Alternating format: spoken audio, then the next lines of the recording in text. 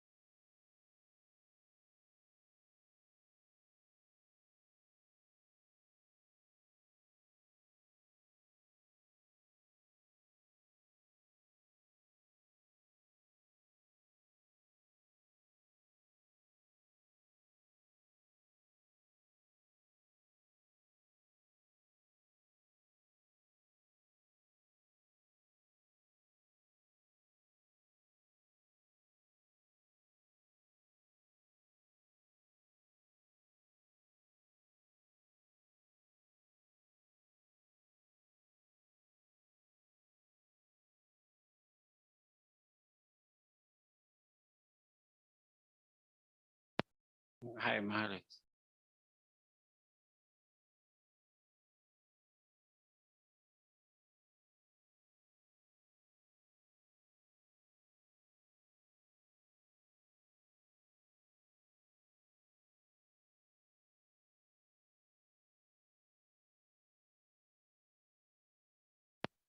Hi, Mahlet. Hi, Mahlet.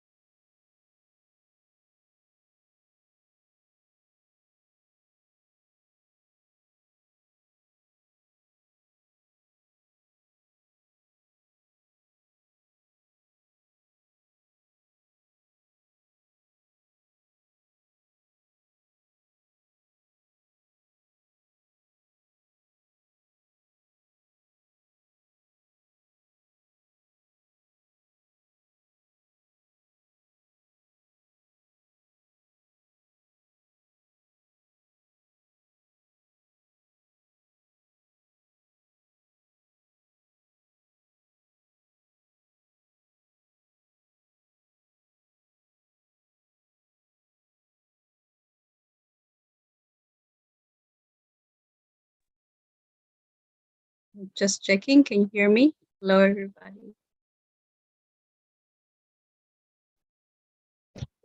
I can.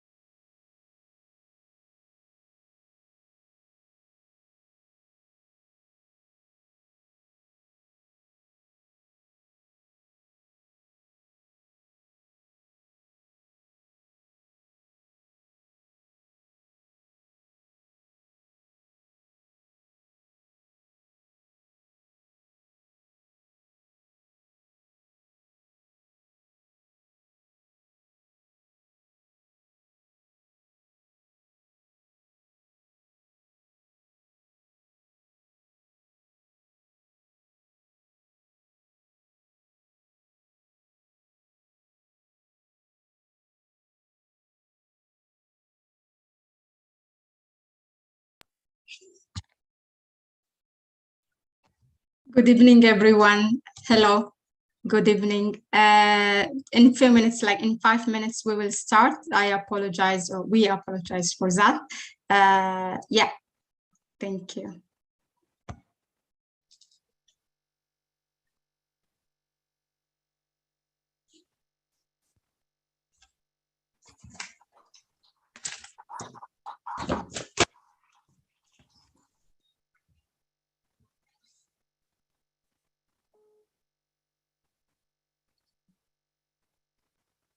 Hello, ¿qué tal?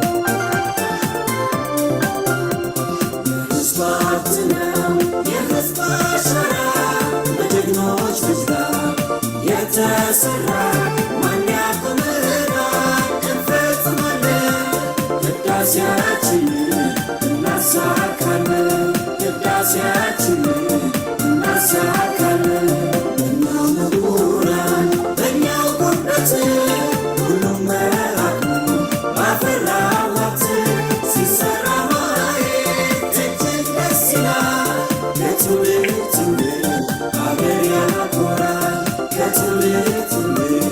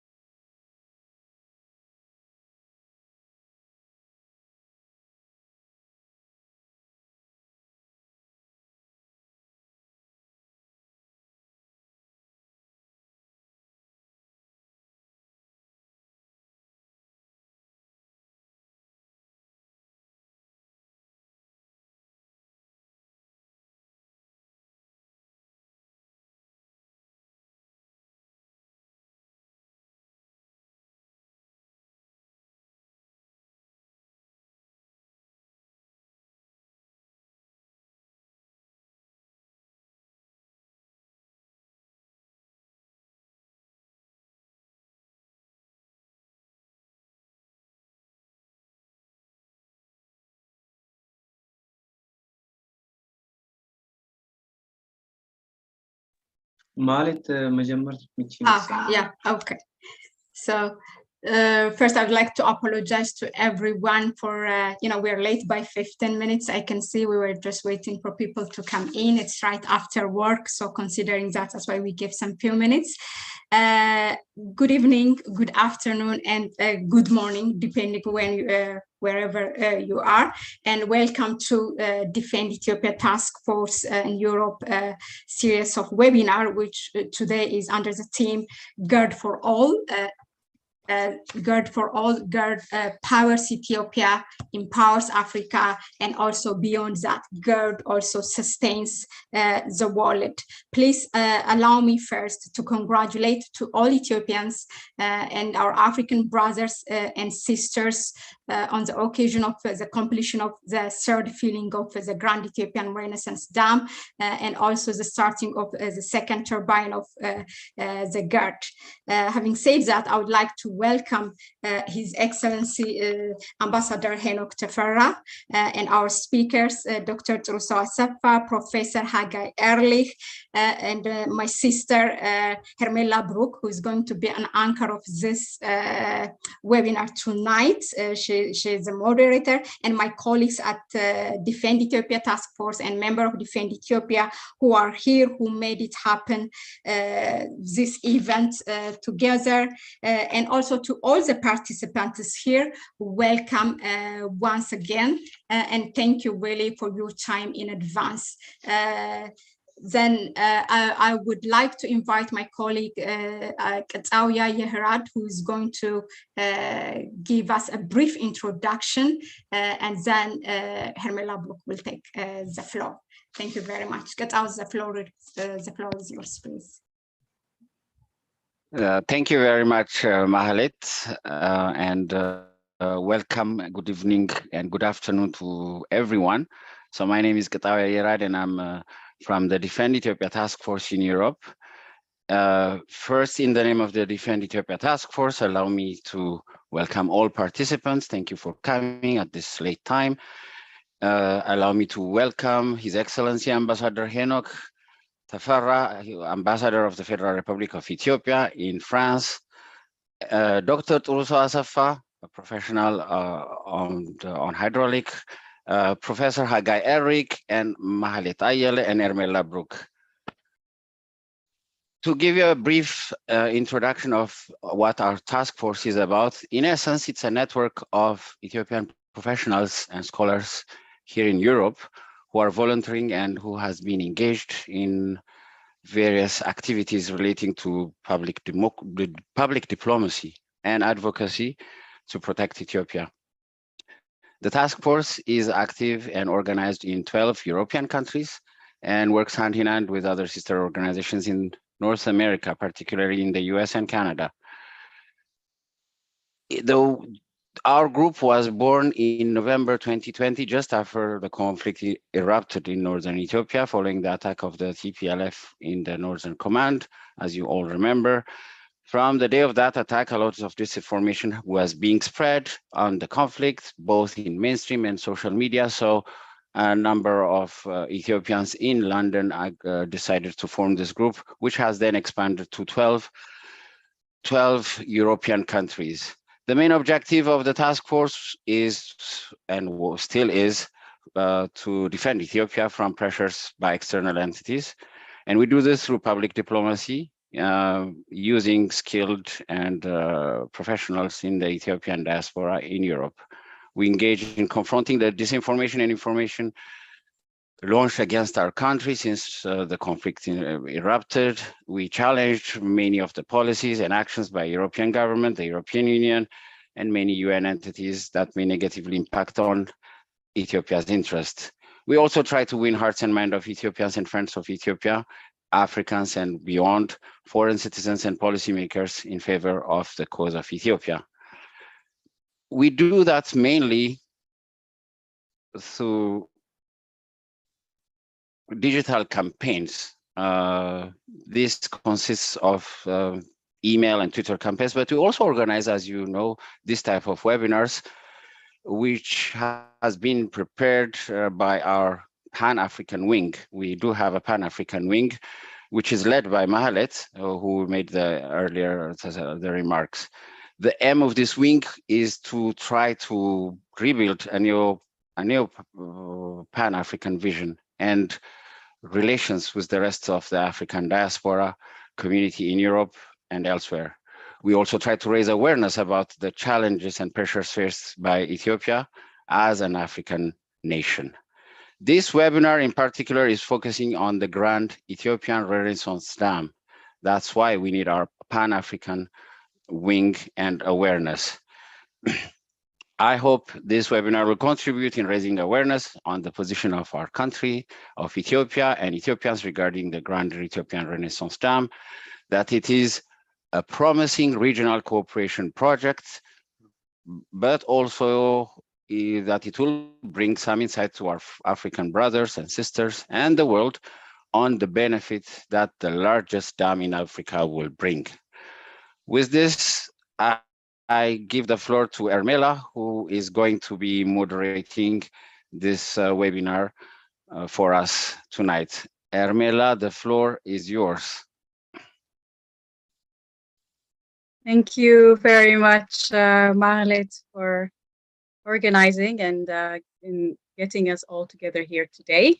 It's very humbled and in front of this remarkable panel to be able to facilitate our meeting. As mentioned before, we have distinguished guests and Your Excellency, Mr. Henok Tefarashawo. We thank you very much for honoring our call and for opening this meeting. It's a great celebration that the third filling was the phase of the third filling and the construction was done. It was a great celebration between the diaspora community all over the world and also especially back home. And this, I think, is the changing point of the Ethiopia asking permission to now give conditions on how to proceed with this huge project. And I'm very eager to listen to the presentations and accommodate all the questions that our listeners and viewers will have as a diaspora and also as a descent from Ethiopia. We each have the responsibility of resounding this new bell of dignity, of coming back to our human sense, and recentering in realizing that the world is not of one culture, is not of one understanding, and Ethiopia is asking, as any other nation, to be sustainable in agriculture. And this Gerd dam, from the power that will be generated, it will impact millions of households, the agriculture sector, the industrial sector. And we are very eager to communicate this huge achievement, and very excited to hear the presentation.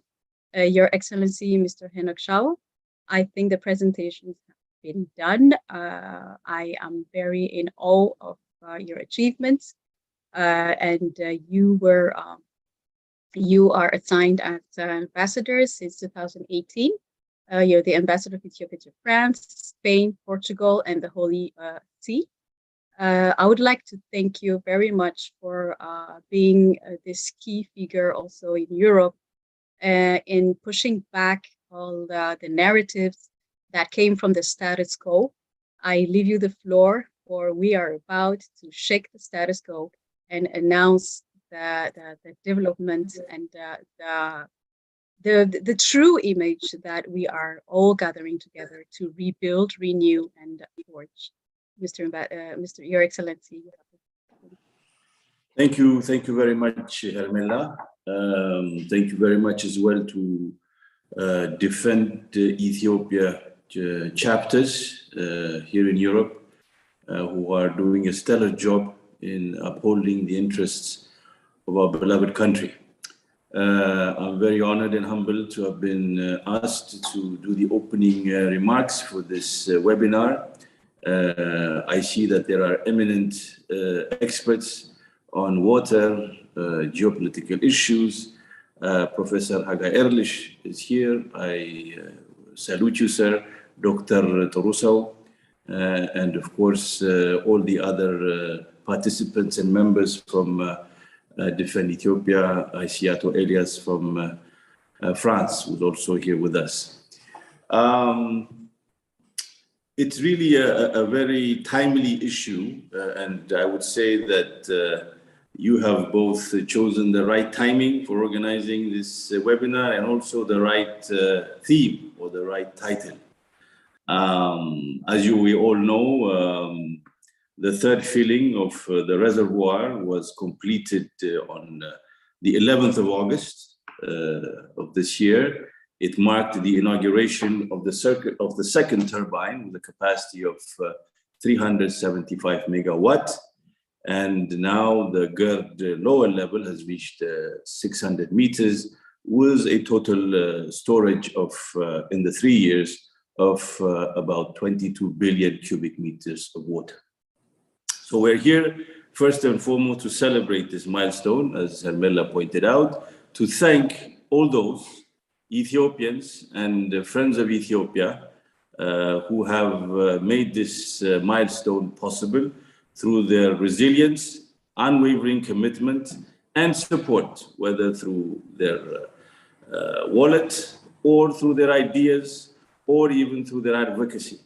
So we thank all Ethiopians, both here, abroad, and also in the country. All of us Ethiopians have contributed to this really milestone project, both in the history of Ethiopia and in the history of Africa, in some way or another. I will start my remarks by outlining my thinking regarding the Gerd, because I feel that the title you have chosen is apropos for that. The title is Gerd Powers Ethiopia, Gerd Empowers Africa, and Gerd Sustains the World. Gerd powers Ethiopia. The Gerd powers Ethiopia, our country, our beloved country, in multiple ways. Of course, economically, politically, but also, I would rather say, more importantly, spiritually.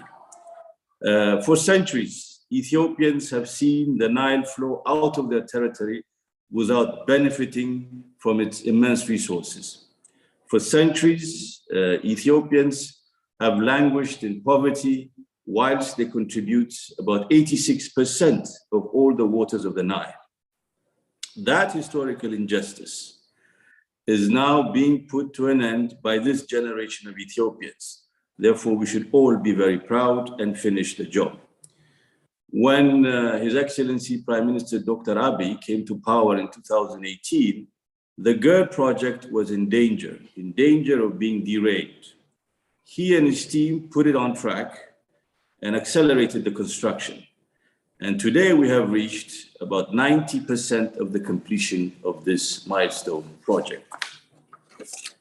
When fully completed, the Gerd is expected to generate over 5,000 megawatts of electricity necessary to drive our march towards food self-sufficiency, to transform our economy from a rural agriculture-based economy to an industrialized value addition economy, and will enable those Ethiopians, about 65 million of them, who today do not have access to electricity.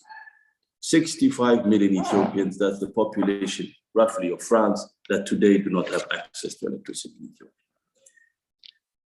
As we know, or as we may know, Ethiopia's GDP some 20 years ago was just $10 billion.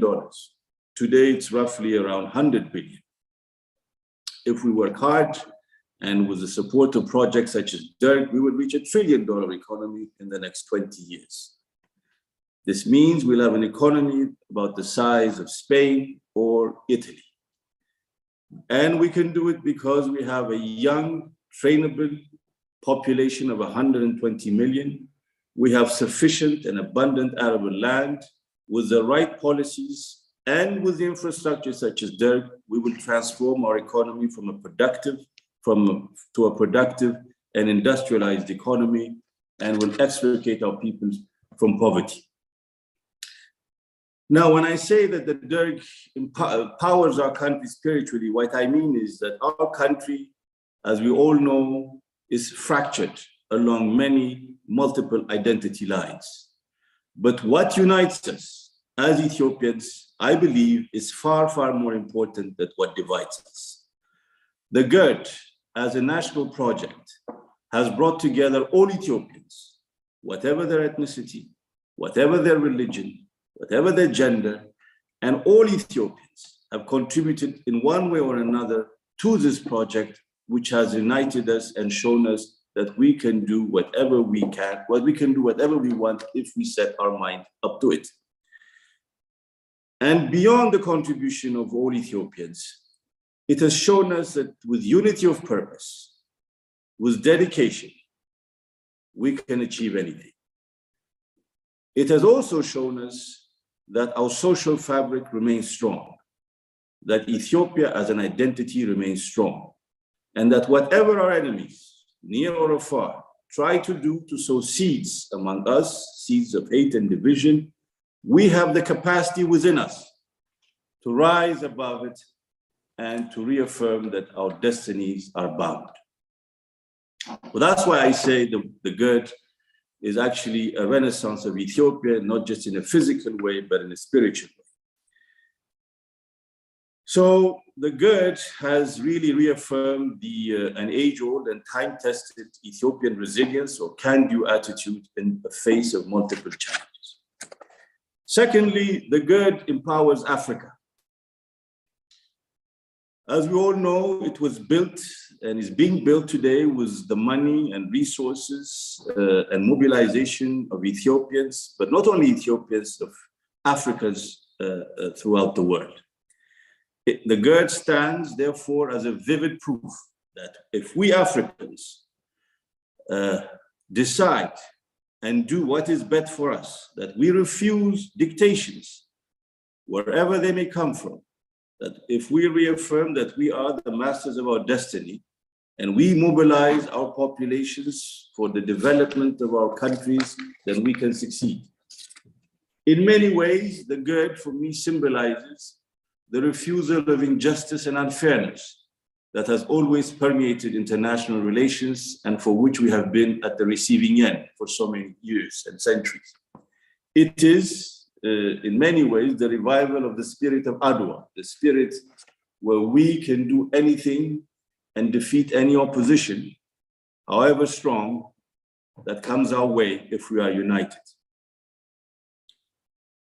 We may recall that on the 25th of May, 1963, our forefathers established the Organization of African Unity in Addis Ababa, Ethiopia. Now, many outside Africa, and some also within Africa, criticized the AU, or now the AU, then the OAU, as not having done much. I beg to differ, and I believe that the facts speak differently. It is the OAU, through its Liberation Committee, based in Tanzania, that coordinated the political, economic, and military support for African liberation movements throughout the continent. And in just 30 years, in 1994, United Africa managed to put apartheid into the dustbins of history and to liberate the continent. Africa United, in 30 years, put an end to a subjugation of the continent which lasted for more than 300 years. That is what Africa can do when it's united. So the AOU and the AU deserves much credit for Africa standing tall as it is today. But the political liberation of Africa is not enough. It is now up to us and this generation of Ethiopians and Africans to ensure that the economic liberation of Africa is fulfilled. And this will only be achieved if we are united like in previous years and if we reinforce African integration.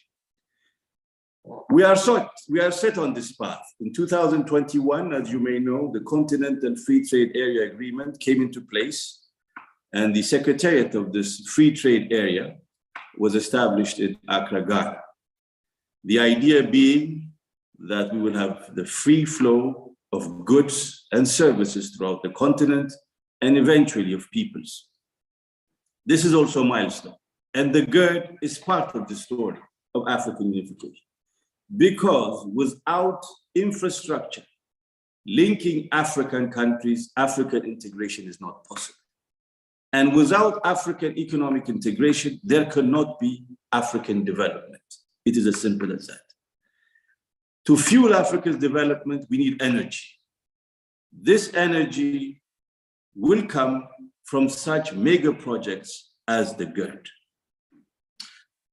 The Gerd is part of the African Union Agenda 2063, a program for infrastructure development in Africa, or what is referred to as PIDA. It is a major project aimed at connecting countries through energy in order to fuel their transformation. Therefore, with this in mind, and with a view to ensure a peaceful, prosperous, and integrated Africa, projects such as the Gerd are critical.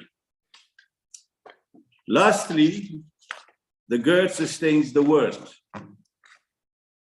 We all know that life on this planet, wherever we are, can only be sustainable if all peoples throughout the world, including in Africa, accede to a life of dignity, a life which is free from want. It is no longer possible for the developed world to live in abundance while developing countries, such as those in Africa, languish in poverty. That is no longer sustainable. And a life of dignity for Africans means industrialization of Africa, powered by clean energy sources. The Gerd is such a project. It is the largest hydroelectric dam on the continent, which will provide clean and renewable energy for a sustainable world for Ethiopia and for neighboring countries. Ethiopia, along with the construction of the Gerd for the last 3 years, has been engaged in the Green Legacy campaign and has planted about 25 billion seeds. A concrete example of fighting climate change and ensuring that, at least at our level, the Paris Agreement on climate with the objective of avoiding dangerous climate change by limiting global warming to well below 2% or 2 degrees centigrade is attained. This is what we are doing as a poor country, as Africans, towards this common goal. And we are doing it despite all odds, despite opposition. We believe that the Gerd is a win-win instrument for cooperation between Nile riparian countries. It will enable fair and equitable utilization by all countries without causing significant harm to any of them. As we all know, the filling of the reservoir of the dam is being undertaken in the high rainy season, and the dam is meant solely for generating electricity without any consumption of water. So there should really be no concern by the lower riparian countries. It should not be a source of concern for them. On the contrary, it can and must be used as a formidable tool for cooperation and integration, with Ethiopia generating electricity and selling it both to the Sudan and to Egypt.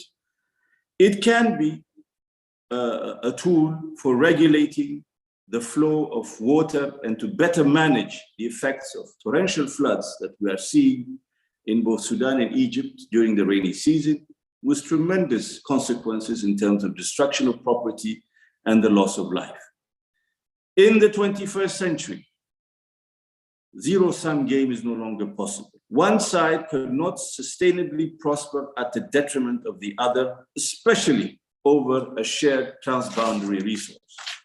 The only viable solution is a win-win cooperation. Ethiopia is ready for it.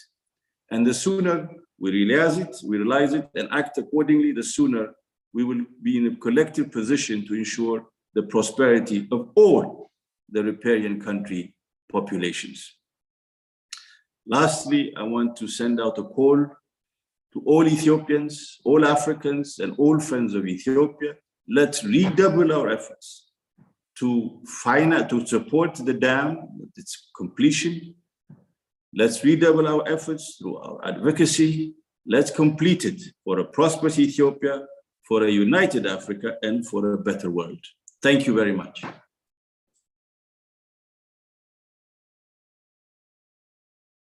Thank you very much, Your Excellency.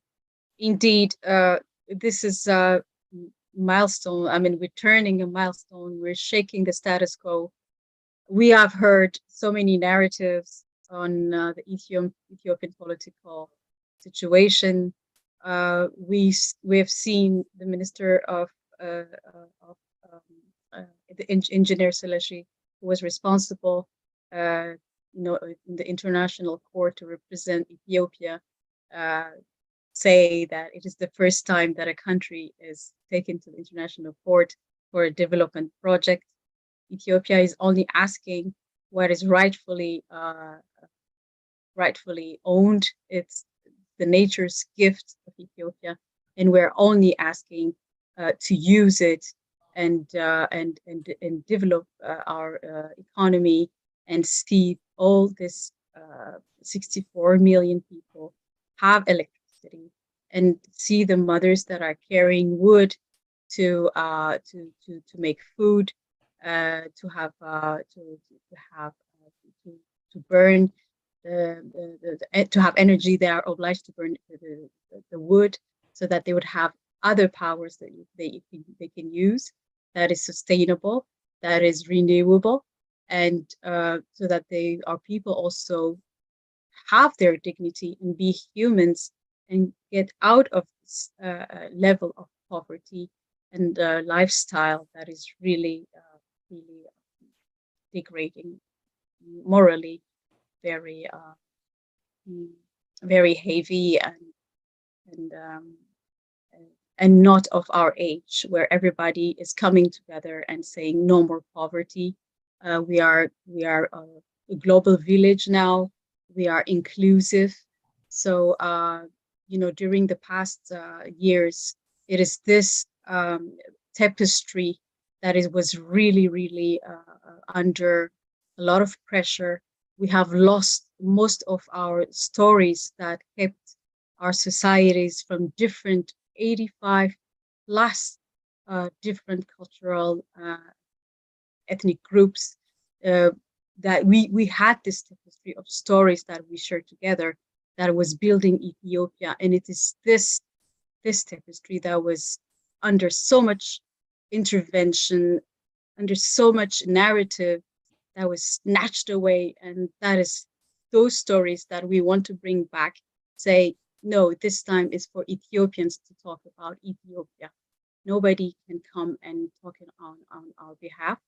And it's about also benefiting from the resources that we naturally have in our land. And thank you so much for having for binding all these details, that when Ethiopia has the Gerd, has the dam, generates power, not only impacts the local economy, but it also empowers Africa, for Africa to come together at last, and also benefits the overall global environment aspect, to answer those questions about climate change and resource management, and also clean energy. Thank you very much, Your Excellency. I think the next, excuse me, because we had a modified planning, sorry.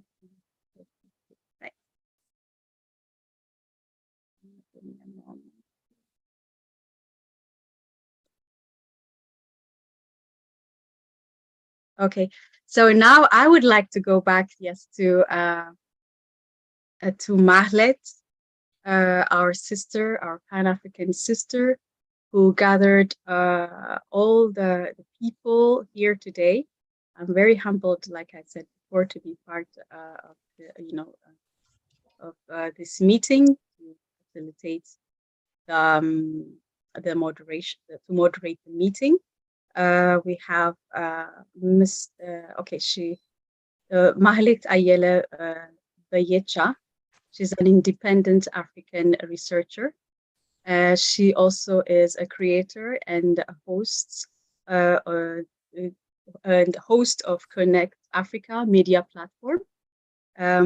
She writes articles and pertaining to Gerd from the Pan-African perspective and contemporary African issues. And I'm very, very honored that she reached out so that I can be a facilitator. And when we are coming together now, you feel a sense that all those know-hows, all those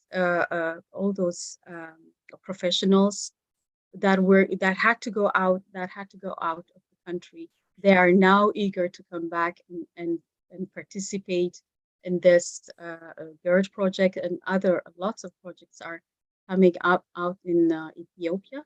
And Mahlet took the baton to announce and joined the historical with the local, with the regional, and also the international aspect of what the Gerd project means and what it is going to unfold for the Ethiopian citizens and for the world. And I leave the floor for Mahlet. I'm very honored, and please, I leave the mic so that you can take the floor. Thank you. Thank you, Sister Hermela. That's a great introduction, and thank you about me, except that I'm not going to present now. I'm going to only introduce our first speaker, Professor Haggai Ehrlich, but I also thank the opening remark made by Ambassador Henok Tefera as well for giving us a synopsis of the topic. So without further, I will go directly to introduce Professor Haggai Ehrlich, who is our first speaker. I have the pleasure and the honor to introduce our first speaker of our webinar tonight, Professor Haggai Ehrlich. He is whom I can call proudly a mentor in my interest of studying about Ababa, or rather known as Nile, also, and its people beyond the conflict, meaning the historical and cultural connection of people of the Nile. Professor Haggai Ehrlich is a professor emeritus at Tel Aviv University. Since 1973, for more than 3 decades, Professor Haggai taught and served as a head of graduate studies in the Middle Eastern History Department at Tel Aviv University. He did his BA in General History and History of the Middle East at Tel Aviv University, and he did his MA in History of Islamic People at Hebrew University, and he did his PhD in Ethiopian History at the School of Oriental Studies, or rather known as SOAS, in London. Professor Haggai has published 23 books and 61 articles, and usually his books or articles are about the Nile Valley. When it's not about the Nile Valley, it's about kings of Ethiopia, or it's about the Ethiopian politics, history, and socio-cultural, or it's about the Horn of Africa, the religion, politics, history, and culture of the region. When it's not that, then it's about Ethiopia's relation with the Middle East and the Horn. In general, most of his works revolves around Ethiopia. His book, particularly, for me, The Cross and the River, Ethiopia, Egypt, the Nile, and then the Nile History, Culture, Myths, and the one which is edited or written in his honor, narrating the Nile, politics, culture, and identities, are, in my belief, I think to many of us, gave a foundational knowledge of understanding about the history of Nile. His last published work is Haile Selassie, His Rise and Fall, which is in 2018. Aside all the academic stuff, Professor Haggai is also an athlete. He was one of the leading national high jumpers in Israel.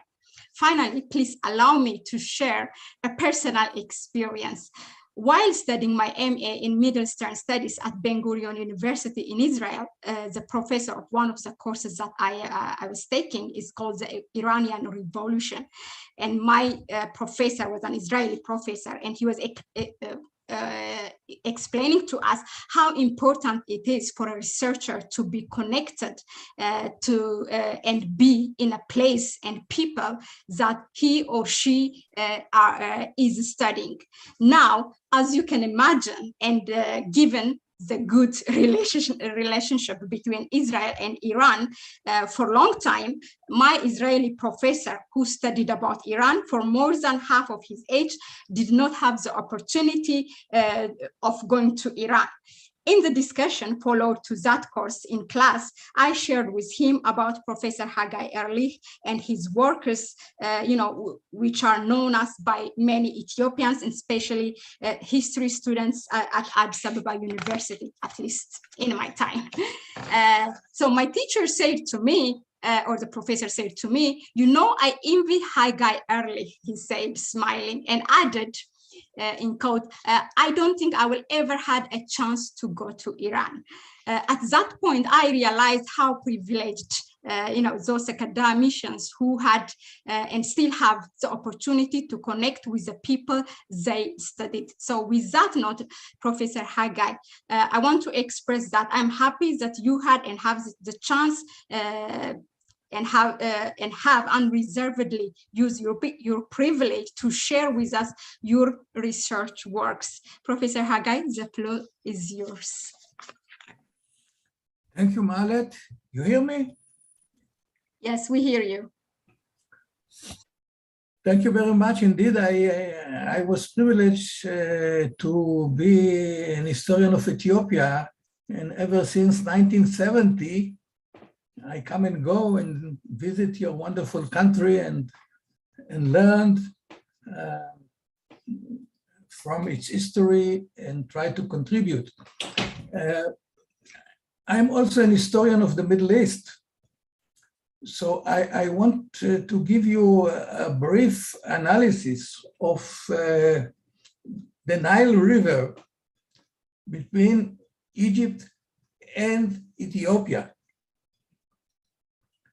If you go to the Bible, you see that the Nile is the river of Egypt.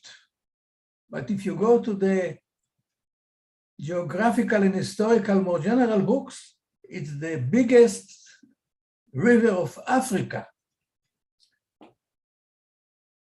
So I'm going to talk briefly on the Aswan Dam in Egypt and the Renaissance Dam now being completed in Ethiopia. When the British occupied the region, not Ethiopia, but they occupied Egypt and Sudan, they thought of engineering the water system of the Nile Basin. And what they prescribed to themselves is to build a small dam in Egypt to take care of Egypt's annual needs and to erect the big dam of the Horn of Africa, of the Nile Basin in Ethiopia, in Lake Tana. They said this is the water tower of the region, and there should be erected the main dam of the old Nile system. Well, they didn't have the chance to do it in Ethiopia in Lake Tana. Emperor Menelik and then Haile Selassie would not let them enter in, thinking for some reason that once they're in, they will never leave. And what the British did is to build a small dam in Aswan. When I was a child, I learned about the Aswan Dam, which meant the small one. And Egypt at the time, I'm talking about parliamentarian monarchical Egypt up to 1952, was oriented towards Africa. In fact, what the Egyptians envisioned in their national dream was the unity of Egypt and the Sudan. They called it Wahdat Wadi Nile, the unity of the Nile Valley, because they wanted to control the sources of the Nile in Africa. But then came the 1952 revolution, which switched the Egyptians from their Egypt-oriented nationalism to an all-Arab revolution and unity. And with that, the young officer headed by Gamal Abdel Nasser, they took them 3 weeks to decide that they are going to build the all-Nile dam in Egypt itself. And as from 1959, there began the works that were completed in 1971 to build the Aswan High Dam. It was part of the vision that Egypt is part of the Arab world, less so Africa. They remain part of Africa, but were oriented on all Arab revolution, and the Aswan Dam was meant to be the hub of this all regional Arab revolution. For the inauguration of the works in Aswan Dam, they invited the president of Syria and the president of Algeria. And they simply ignored the fact, as mentioned by President Enoch, that 86% of the Nile come from Ethiopia, and the rest from Africa. The blue Nile is only, the white Nile is only 14%. But they simply ignored, and they built the wrong dam in the wrong place. Aswan Dam is in one of the hottest places in the world. Lake Nasser, which was created by the dam, loses 15% of the water by evaporation every year. And it went along with the historical concept of them that Egypt has the historical rights on the Nile. It was the first civilization they maintained, and therefore they depend on the Nile, and the Nile is their birthright. It's historical rights. And then they made an agreement with the Sudan, the brother Arab, by which all waters of the Nile are distributed among them, ignoring Ethiopia. That was the reality. In Egypt itself, by the way, until today, there is an internal discussion. Was it right to erect the dam there in Aswan, losing so much water? And there were other shortcomings of the Aswan Dam. In 1987, it was clear to everyone that it's very problematic, because if you have a drought in Ethiopia, you risk the drying up of the Nile in Egypt because of the dam, of the Aswan Dam.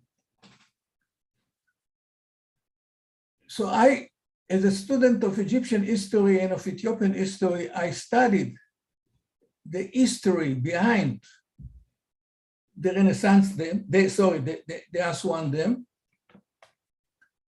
and the relation with Ethiopia. And I put it, as was said in the book, The Crossing the River, Egypt, Ethiopia, and the Nile.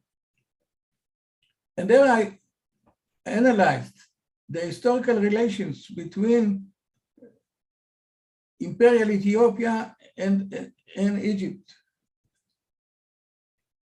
And there was it was a story, and it is of mutual dependency.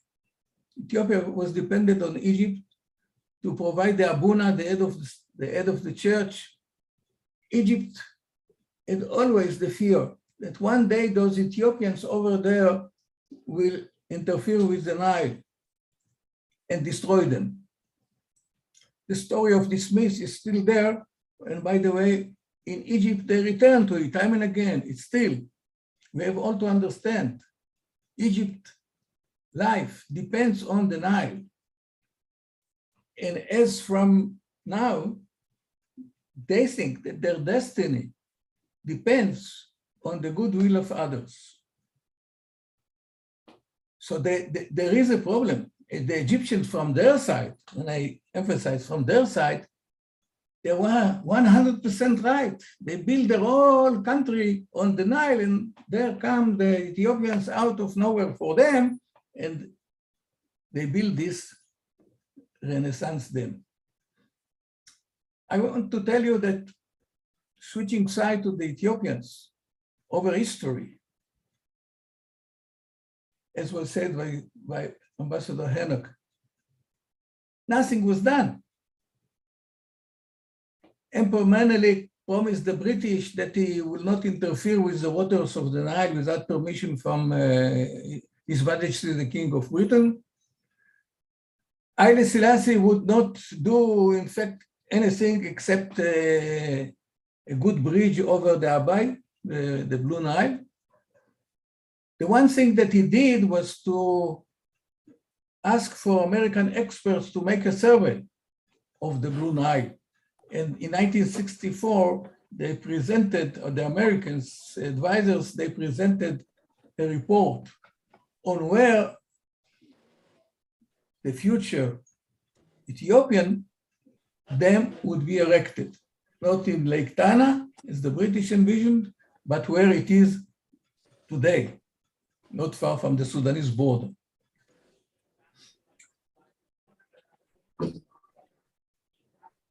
What I can say that for centuries, the Ethiopians did very little until after 2010 or even before. I had the privilege to meet with Meles Zenawi, who read my book. And by the way, he recommended it to Hosni Mubarak of Egypt to read. I don't know if he did. And he was taking the American survey and studying by night. And then began the operation, the secret operation leading to February 2011 of the inauguration ceremony of the works on the Great Ethiopian Renaissance Dam. Meles himself died a few months later in August 2012, but Ethiopia was mobilized and until today is working successfully to build the right dam for the all Nile system in the right place.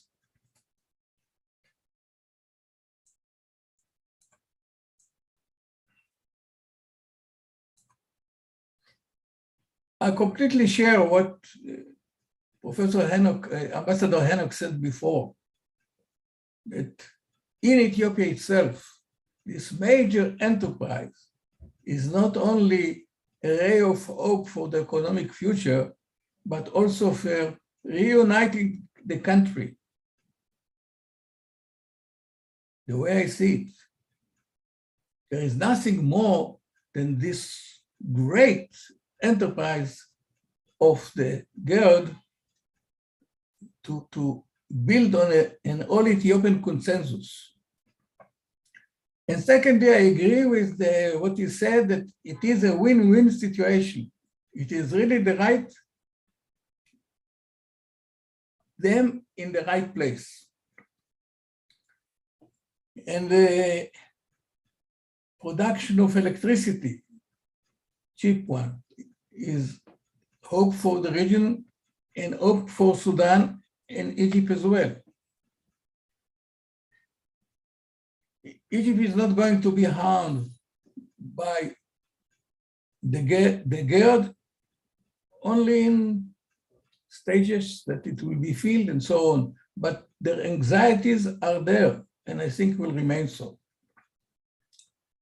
I'm in a profession of looking to the past and trying to understand even today's problems in their historical roots. I'm not in the profession of prophesizing, but my fellow sociologists and hydrologists, they tell me, and they can speak about the future better than me, that in one generation from now, there will be 500 million people in Egypt, Ethiopia, and Sudan.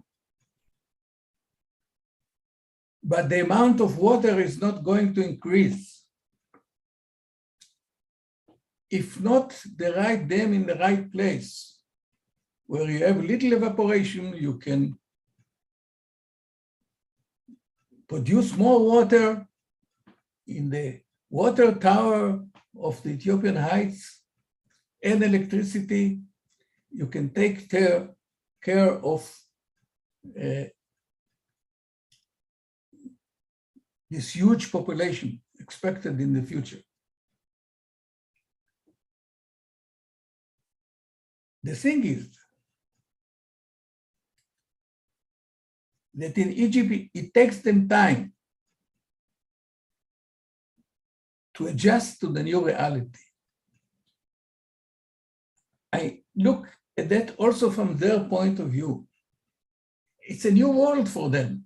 For 7,000 years, Egypt had the Nile. She owned the Nile. It's the Nile of Egypt. The old culture and the economy, everything is built on that. One Egyptian told me, this is the soul of Egypt. To get accustomed to the fact that their destiny is in the hands of others, it's very difficult for them. I follow it a bit, and I see that in Egypt, slowly, it's like undergoing what the psychiatrists say, the process of mourning over a departed person. You have the stage of denial and the stage of argument and the stage of rage, and then finally acceptance. I'm not sure that the Egyptians are already there. They still claim to have historical rights, while Ethiopia raised the slogan of equitable share for all riparian countries. These are two principles that guide the international relations over rivers, and there is a conflict between them. But I keep telling my friends in both countries, thanks to the Gerd, there will be waters to quarrel about, while the alternative is to suffer from thirst and die from hunger. So I'm not going to portray an overly optimistic picture. And I want to emphasize that for the Egyptians is nearly the end of the world. It's not the world that they know, that the source of the Nile are in Ethiopia. And the Ethiopians, of course, are 100% right. It is, the Blue Nile is their river. It runs 800 kilometers in Ethiopia. The World Bank, when I was writing crossing the river, I had a report from the World Bank in the year 2000, defining the Blue Nile as a prime economic resource of Ethiopia. It was wasted. It was flowing to Egypt, not only stealing waters, but stealing land. You know, in Egypt itself, you have to dig 6 to 8 meters in the valley of the Nile, in the delta, to reach soil not imported from Ethiopia, courtesy of the Blue Nile. So we have a problem, and the problem will be arguing about waters that will be available also for Egypt, and of course, mainly for the development of Ethiopia, for all the great promise of available waters and electricity. It's a revolution, first revolution in Ethiopia itself. In that sense, this resource of the Blue Nile was wasted until now, but now it's a ray of hope, as Ambassador Henok said, not only for the economy, but also for the uniting of Ethiopia again. Thank you.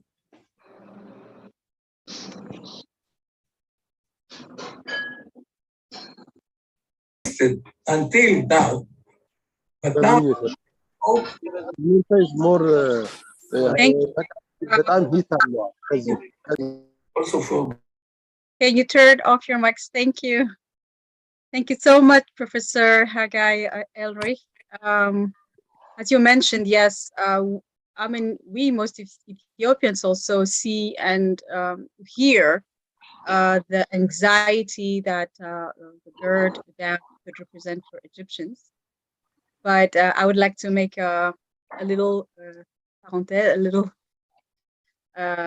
suggestion here, as it is about approaching each other. What we don't know, we fear. What we fear, we fight. So we Ethiopians are inviting Egyptians to really come and know who are Ethiopians and what is Abai. Abai, the name for the river, means water, father of water. Ab means father. Abai means water. So literally the first name given for the river is father of waters. Instead of the Nile, the narrative that came with the colonization and came up with the interest-driven approach and divided this to societies, nations wide apart. But there is a song I really like, and it is sung during the Shabbat in Israel. It's called Hine Matovu Manahim Shevet Hakim Gam Yakat. Isn't it beautiful when brethren come together in unity? So Ethiopia is resounding and extending the arm for unity as we are fighting to unite back together. We're also extending the uniting call towards Egyptians too, regardless of what's going on. And thank you so much for your presentation. This anxiety has to be considered, and we hear it loud and clear. We hear it through the pressures. We hear it through the Egyptian intervention. political and insurgency intervention also. Maybe maybe there is a way that it's a spiritual approach. It's a big status quo that has been shaken. We are changing a lot of things, and instead of the water evaporating, let's use it together, as we are bound to use it equitably from now on. I hope we'll find the solution very soon. The next person I would present is a role model for Ethiopians. In fact, as I mentioned, there's this exode of intellectual people. There is this exode of young and bright Ethiopians going out of the country to make it abroad, and now that are coming back to participate in the Ethiopian Renaissance. As a matter of fact, it's not only the Gerd, it's the whole country that is being birthed again to find its new narrative. Dr. Terusau Asafa. Dr. Terusau Asafa, like you mentioned also, Professor Haggai, is, I think, in my view, someone who is in divine appointment. When you are at the right place, at the right time, with the right people. And I would like to thank your participation in the Gerd Dam on how to knowledgeably and professionally communicate what the Gerd is all about and the impact that it would bring in the world. So Dr. Terusau is a registered professional engineer with the state of Florida, and he's also a diplomat of the American Academy of Water Resources Engineers and a fellow of the American Society of Civil Engineers. Terusau has written over 40 peer-reviewed articles in various areas of water resource management. He is the recipient of the 2022 Outstanding Practitioner in Water Resources Award by American Academy of Water Resources Engineers. And Terusau is currently, he chairs the Florida Water and Climate Alliance Group. We have seen him participate in being this bridge that we, the Ethiopians abroad, are called to be today, be the bridge to connect back Ethiopia with the true narrative, with the right perspective of growth, and this renewal of image that who Ethiopia is. And it is this Ethiopia that we would like our neighboring country to understand who we are. And Mr. Terusau Dr. Terusau is also the founding member of We Aspire, a group of volunteers and professionals who, like I said, would knowledgeably introduce and present Ethiopia and its narrative as it is. Dr. Terusau, you have the floor. I leave you the mic. Thank you very much. Thank you. Can you hear me? Yes, we do. We hear you loud and clear. Thank you. Yeah, okay. Thank you. This is great to be invited. Thank you very much. I really appreciate. Thanks for that generous introduction, Hermila, as well. I'm actually a little bit late. I came. I'm not the founding, almost, but later on I joined this great group with We Aspire. It's an honor for me to share this webinar with great historian like Professor Eldik. I think I learned a lot today. And also His Excellency Ambassador Henok, that he put it nicely, not just what I'm going to talk from climate change perspective, that all around how Gerd maybe, it's a great example for other places, not Africa, but in the world as well. He touched both from mitigation and adaptation perspective. When we talk about climate, we typically say mitigation, that is an effort to reduce the carbon emission.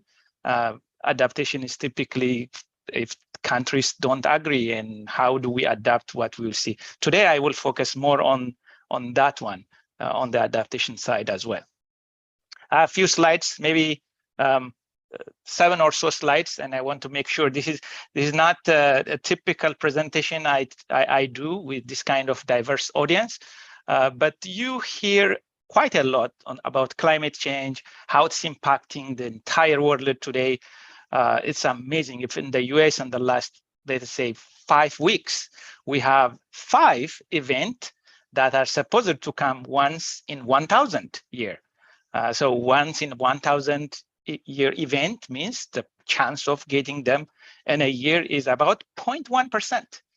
We just got 5 of them in the United States. In Europe, the same thing. Heat waves, some even in France, where the ambassador is as well, some river drying in China. And if you go to the East Africa, there's a lot of flood now in Sudan as well. So it is clear to me that you can see some of the impact of this climate change, and it's amazing if you just Google, some of the news, you will see quite a bit these days. So it's not unexpected, but things are getting really even dicey, and that's where infrastructure like Gerd even means a lot going forward. So just to give you a perspective, I will touch a little bit, not too much, but a little bit of the science, what we are talking about, and then circle back to Gerd as well. So we talk, when we typically hear, oh, climate change is impacting us, oh, it's going to make us dry, or it's going to create flood, what exactly means? How do we get this information, and how exactly impact us, and how Gerd contribution plays into this big picture of climate change? That's where I'm going to focus today. So a short, very, very elevator speech about climate models. We use what we call general circulation models. So these are models that typically are run for the entire world, representing the physical process of atmosphere, ocean, cryosphere, and the surface. And they are done typically at a much coarser scale. So this is the most advanced, models or tools that we have today. But as I will show later on, and there is implication on what we hear from the news and how this is translated on how politicians play this as well. They are typically about 200 kilometers. So you can see on the right side, you see a picture going up all the way to the atmosphere. Sometimes you have these 30 layers. So this is the physics. The climate scientist will solve these physics given what happened in terms of emission of greenhouse gas emission, including carbon dioxide. Now, some of the issue with this is that because they are very coarse and high area, they low resolution, basically, for hydrologists like me or for water resources engineers, trying to figure out, okay, how much water is going to get in the future, how much it changed. Professor earlier said about the flow, whether it's going to change in a few years and so on. I have some results as well, but that's how we figure out, based on these models, we try to figure out what would be the future. And most of this process, including how cloud and other processes, they happen in a very small scale. So there is this uncertainty when we bring into a local level decision making. That's another uncertainty. So how does climate change actually impact us? So when we say we are getting impact from climate change, we typically means that the statistics, typically how, for example, temperature, it has been in the past and what's going to happen in the future. So the one you see in the top could be changing or shifting the mean. So in this case, you will get more heat and less of the extreme cold. That's what we seems to be right now. We have more of those. So you have this bell shape. Typically you have, okay, for a few months I have an average, and then few months very cold and other months hot. So it shifts the entire distribution of that, how the temperature is. Another could be is it changed the variability. So in this case, it just stretch this bell curve, and we get more extremes of hot or cold, and the same thing for rainfall. That's another way that's impacting us, specifically within the Nile basin and everywhere else as well. Or it can change the symmetry as I show here. Now, most of the predictions and people, when they say this is what's going to happen in the future, there is some uncertainties. The reason I'm going through this is you may hear one newspaper saying this, one saying that, one research says this.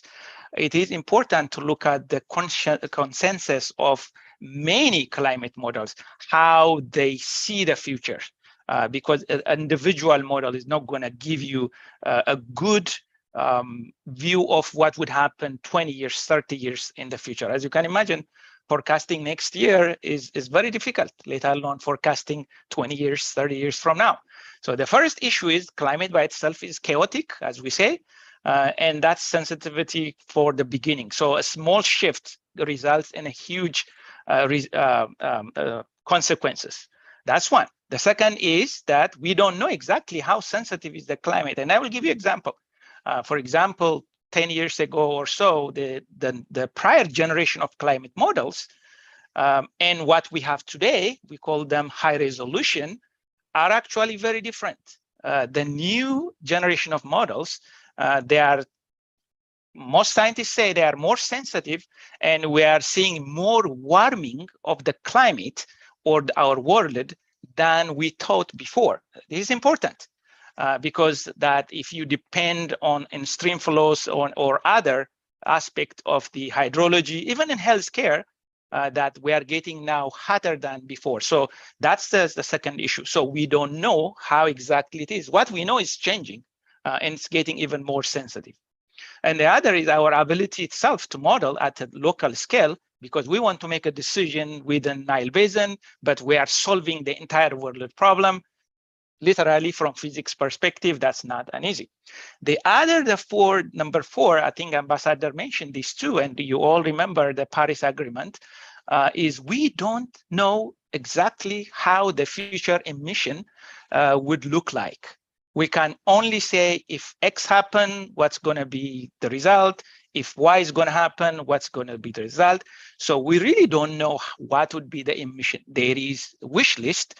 We can cut to 1.2, 1.5. You heard from the ambassadors talk as well. But that has a consequence in terms of investment to limit what would be the total emission into the world. So because of that, we really don't know. We can only say if people agree and follow up what they did, what they say they would in the Paris Agreement, that will be the case. So if we look at it, so we call the first one is the natural. So it's more, we can't do too much about this. And the second is scientific uncertainty. We are learning more. As I said, the new generation models that I will show later on, what it says for Africa, what it says for Nile Basin. We call the CMAP6, the high resolution. We just got this year in terms of the IPCC report. It's a little bit different from what was the prior generation. So that's a scientific uncertainty. Then you have this human uncertainty, as well as on how the heads of states of the world, how they decide on tackling, limiting on these emissions, which, as I said, there's implication for investment. Coming back now, I'm zooming into the Nile Basin. I actually looked at about this 3 years ago, and I looked at hundreds of climate models, and I say the output, and I say, what do they say for the entire basin?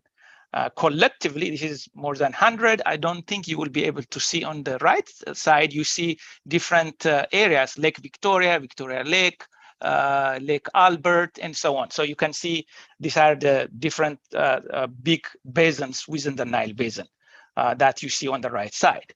Collectively, all of them are saying the temperature is going to increase. There's no question about that. But when you talk about the rainfall, some of them, they say it increased by this much. Some of them, it increased by that much. Intensity increases by this much. Now we have to figure out how to summarize this. And that's exactly what the intergovernmental panel of experts, typically is called the IPCC, summarized and say what's going to happen within the Nile Basin. And that's what I'm going to show you.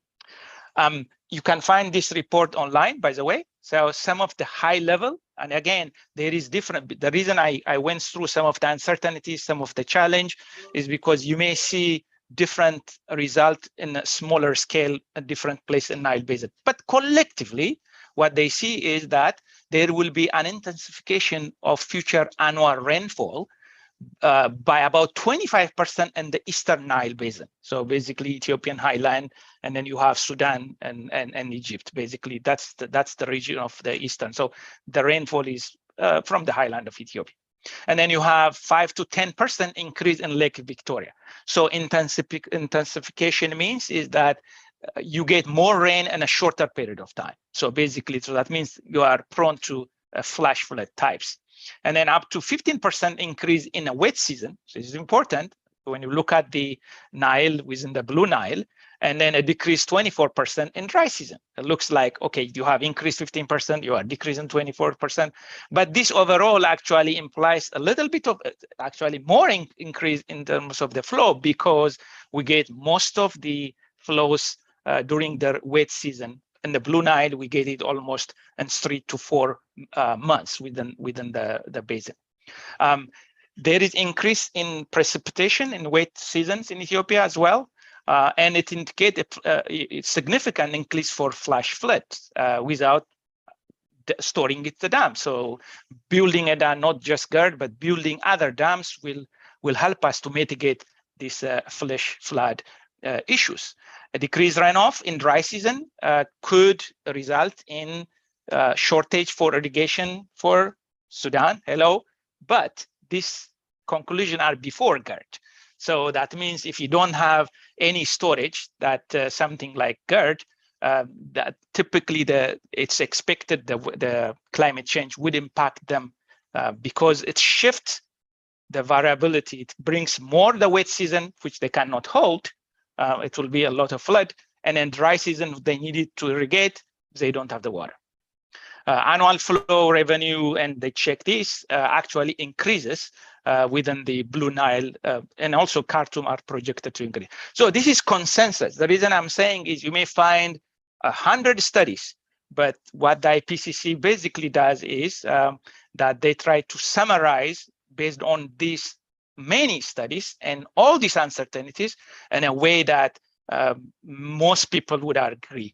And also they give it some confidence. I'm one of the writers for the National Climate Assessment here in the United States.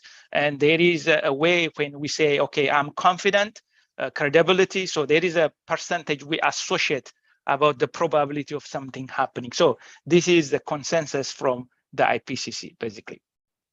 So where does Gerd fits here? Well, you heard earlier, power generation is big for Ethiopia, and then for us, Eastern Africa as well.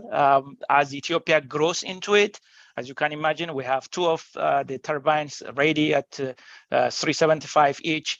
If you go to talk to the engineers, you would see that even though they may produce high, it depends on demand, the time, and so on. So as Ethiopia grows into this capacity of Gerd, there's definitely opportunity to export as well, because we don't have the infrastructure already there. Irrigation, industrial expansion, electricity, obviously, flood protection. Flood protection is huge. Probably you remember on what happened in 2020, and I wrote an article here you can find in the We Aspire website, that for the Sudan, I literally said that the Grand Ethiopian Renaissance Dam is a matter of life or days. 2020 was exception in a way that we got almost a once in 100 year event and made a lot of destruction. So that's huge. So that probably will not happen going forward, that kind of devastation. It increased the storage by about 50% to Egypt and 500% for Sudan. And it is an insurance basically for going forward into what climate change brings from the in terms of variability. There is some studies, this is from actually by Egyptian and Sudanese folks, where we are today. This is where we are, the total storage in the Eastern Basin, and we need this much based on if history repeat in the future. We know history is not going to repeat in the future, and we probably need much more storage. So while Gerd is great, we still need more storage than Gerd to actually weather this amazing variability in terms of the rainfall and change in temperature that we see within the Eastern Nile Basin. The other things, I took this slide from, I like this, Dr. Khalid. This is one of our partners through what's called the Friends. If you haven't attended that, that's one of professionals we meet almost every month, and we met for the last 24 or so months. And one of their studies shows in terms of the benefit of the Gerd, and they look at intensification of agriculture, electricity, all these, what would be the benefit for Sudan. And what they found is amazing, about $1 to $2 billion of GDP growth for the next 40, 50 years. And one of my favorites is actually how does it impact for rural household?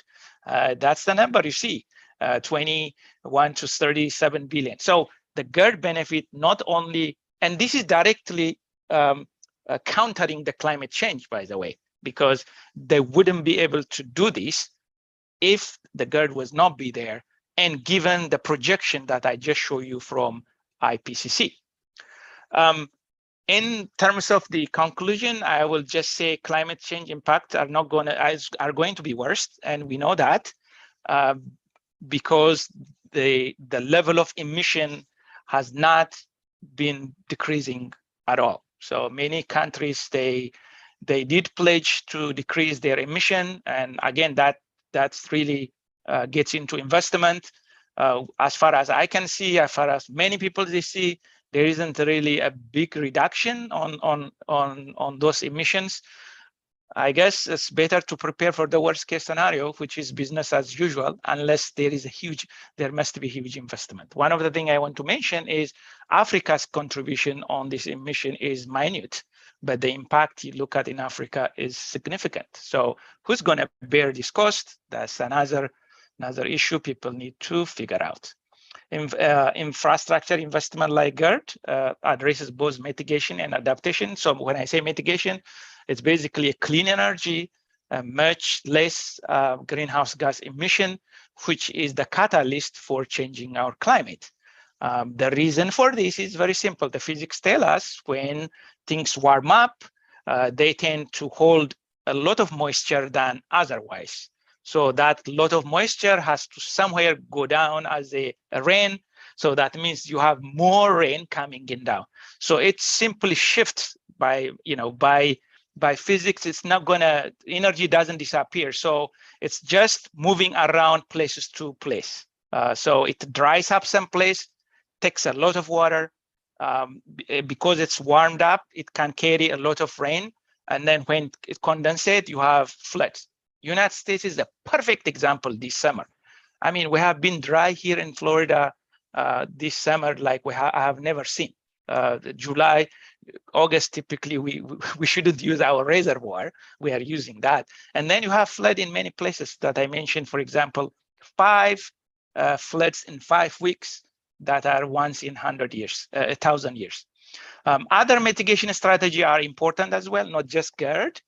But such as, the green legacy is important one. I think Ethiopia, this one thing commendable they are doing is, it means that it changed the climate, local climate, but it's not enough. If you are doing it only on a small scale, that's not gonna make a big difference from the world perspective. It'll make a difference for Ethiopia as well in other areas, including, for silt reduction, as well as increasing the local rainfall. There is studies here. I can give you an example here. I live in Florida, Tampa. We have more than 100 years of record in rainfall. And the airport, there is a gauge where we measure the rainfall in the airport. Because of all the asphalt and concrete, local heat island, it has statistically significant lower rainfall than any the other station that we have within few miles. We have many of them. Each of them, they have more than 100 years of record. So it's clear for us, and there are many studies that shows that putting a green space increased rainfall. I think that's all I have, and happy to take any question. Thank you.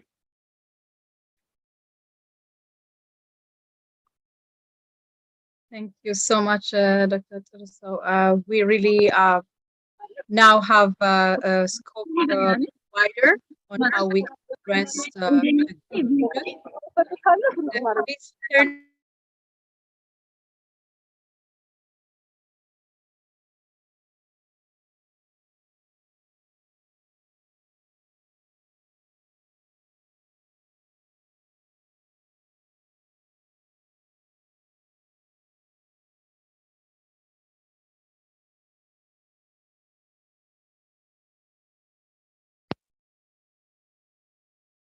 Sorry, I was talking with my mic off. Sorry for that.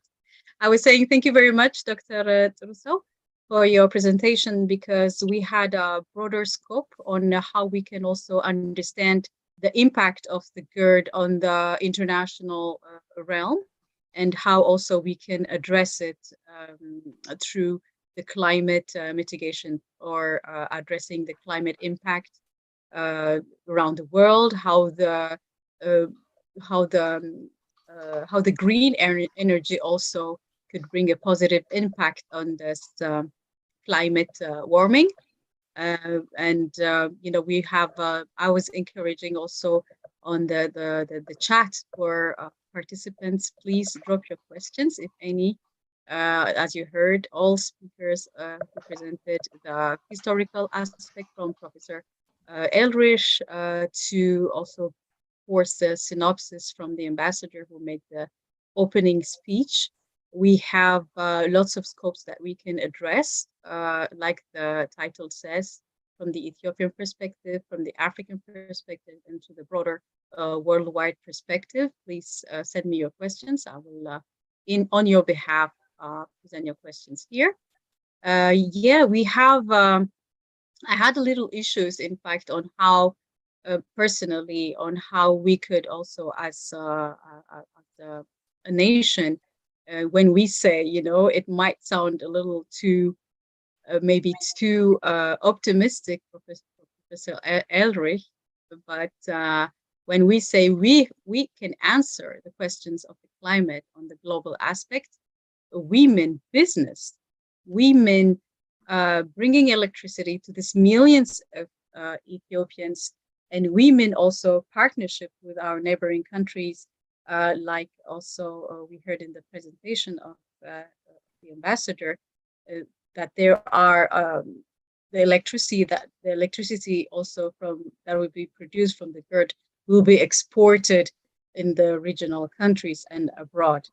But while the production is continuing to grow, we are also addressing more and more clean energy, more and more renewable energy on the international realm, and it will bring the impact that it will bring, but giving the, you know, to keep the perspective, we have to keep the perspective on the global sphere, for sure.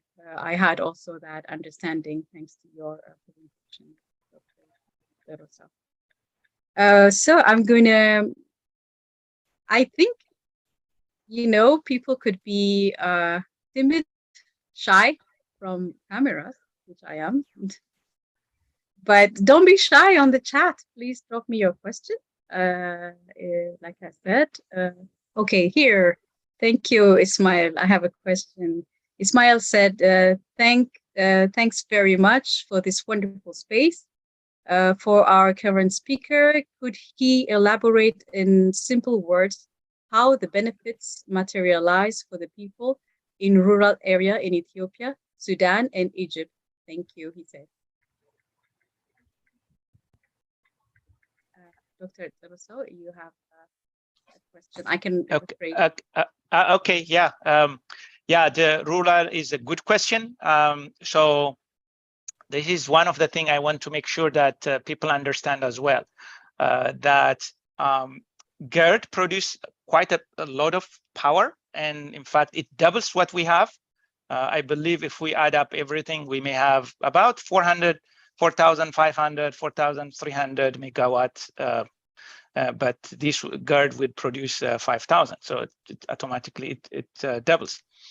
Now, it's expected to boost, already started, for where the connection are. So it gets into the central grid and it's already there.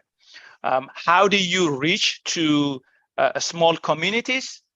You have to figure out what's the best way to do it. And I want to be very careful here that because there's a lot of expectation that Gerd, I think it's my opinion too, that Gerd power actually gets into all small town, all houses in the whole Ethiopia. We can try, but that's not a wise way of to use the energy. The reason is that energy production, as you bring it from a high situation to low, small, you will be losing quite a bit of energy. So in that sense, you will cover quite a bit of places, but others will be that you may combine the Gerd production, probably through cell. That makes a lot of sense. And then investing that into other alternative energy. So for example, it could be a local wind or solar. So if we are thinking on how to get to small towns, it doesn't have to be necessarily that there is a line coming from Gerd all the way to that town. Is that what I'm trying to say? So it may be better to use for big industries, big cities, this energy, and then the other potentially sell it and then invest some of the money to address the power need of the small town. This is my opinion. So, but I just want to make sure that I personally don't expect that, you know, it will get into all the small town in all corners of Ethiopia.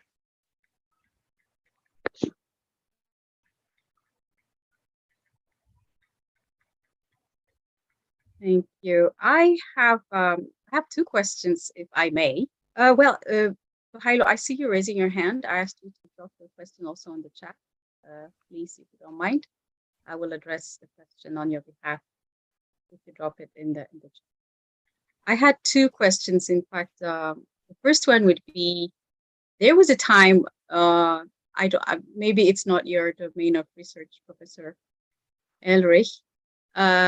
I have a question regarding the northern and the southern, the northern and the eastern part of the Nile.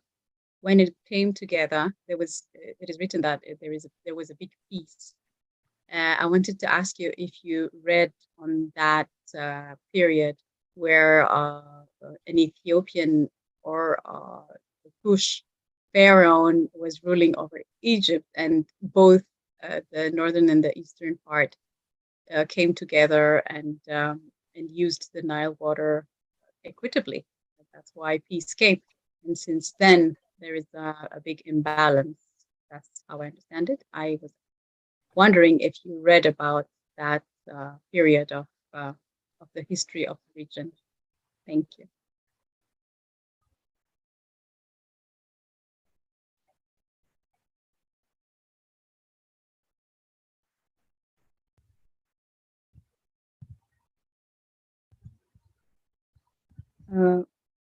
I think Professor Elrich is not here. Bahailo, I'll give you the floor. Maybe you didn't understand. I'll give you the mic. We encourage people to drop their questions. Oh, I have another question here. So I'll go to the next question. Mine will be on hold. Thank you. So the next question comes from Carmela. The Gerd is financed with internal resources of the Ethiopian people without external aid.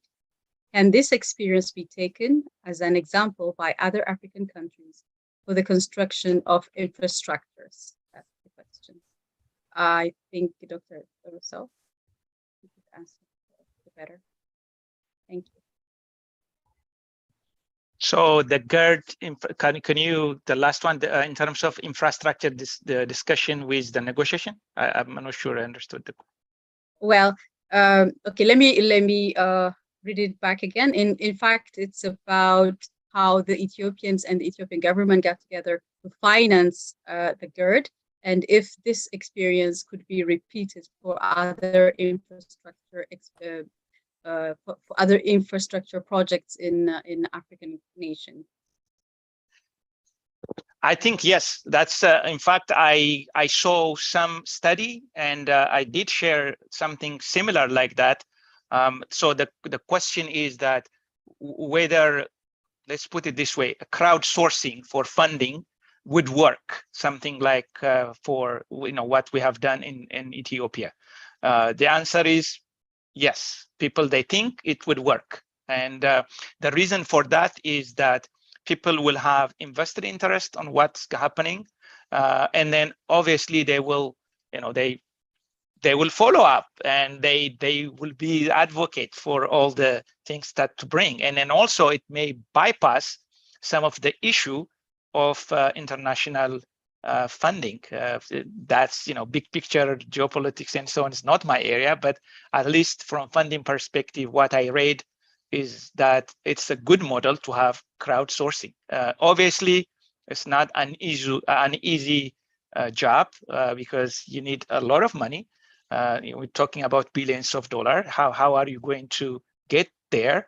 That's an issue. But if it's possible to do it, I think that would work. And many economists, they say that could work as well. Thank you for that answer. So I will go back to Ismail. What he had also a second question, and the second question I think would be for Professor Elrich. I don't know if you heard my first question. I will come back to it later, but this question is for you. So Ismail says, are there any substantive reasons to believe that eventually Israel may also benefit one way or another from the Nile water, or is this just conspiracy? Can you hear me?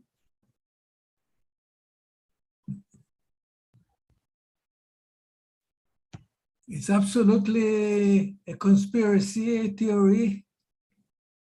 Israel, by the way, is now a leading country in desalination and export water to Jordan and other places.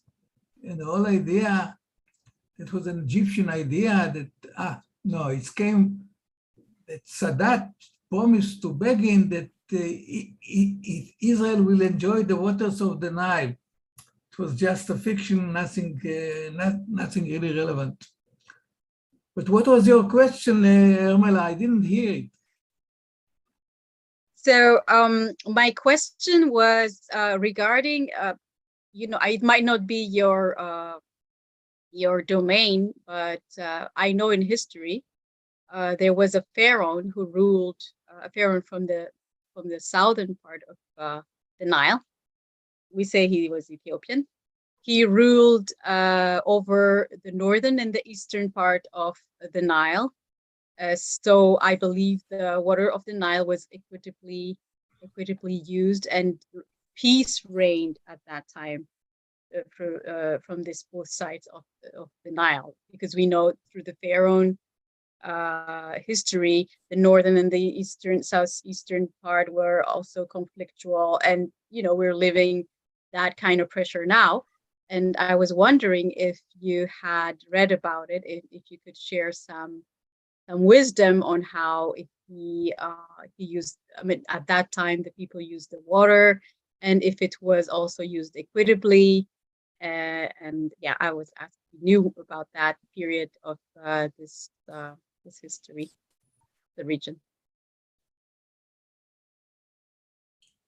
Well, I'm afraid I'm not really an expert on the ancient periods. I know that the pharaohs in their time, they knew that there is a land of Kush beyond the horizon. And somehow they understood that the floods or droughts is connected to this mysterious land of Abyssinia. But I never heard anything concrete beyond this kind of a myth. By my studies, the first time that Egyptians realized that they depend on the waters in the Ethiopian highlands, it's 11th century or so. And indeed, they sent the patriarch, the Coptic patriarch to Ethiopia to make sure that the Ethiopians that were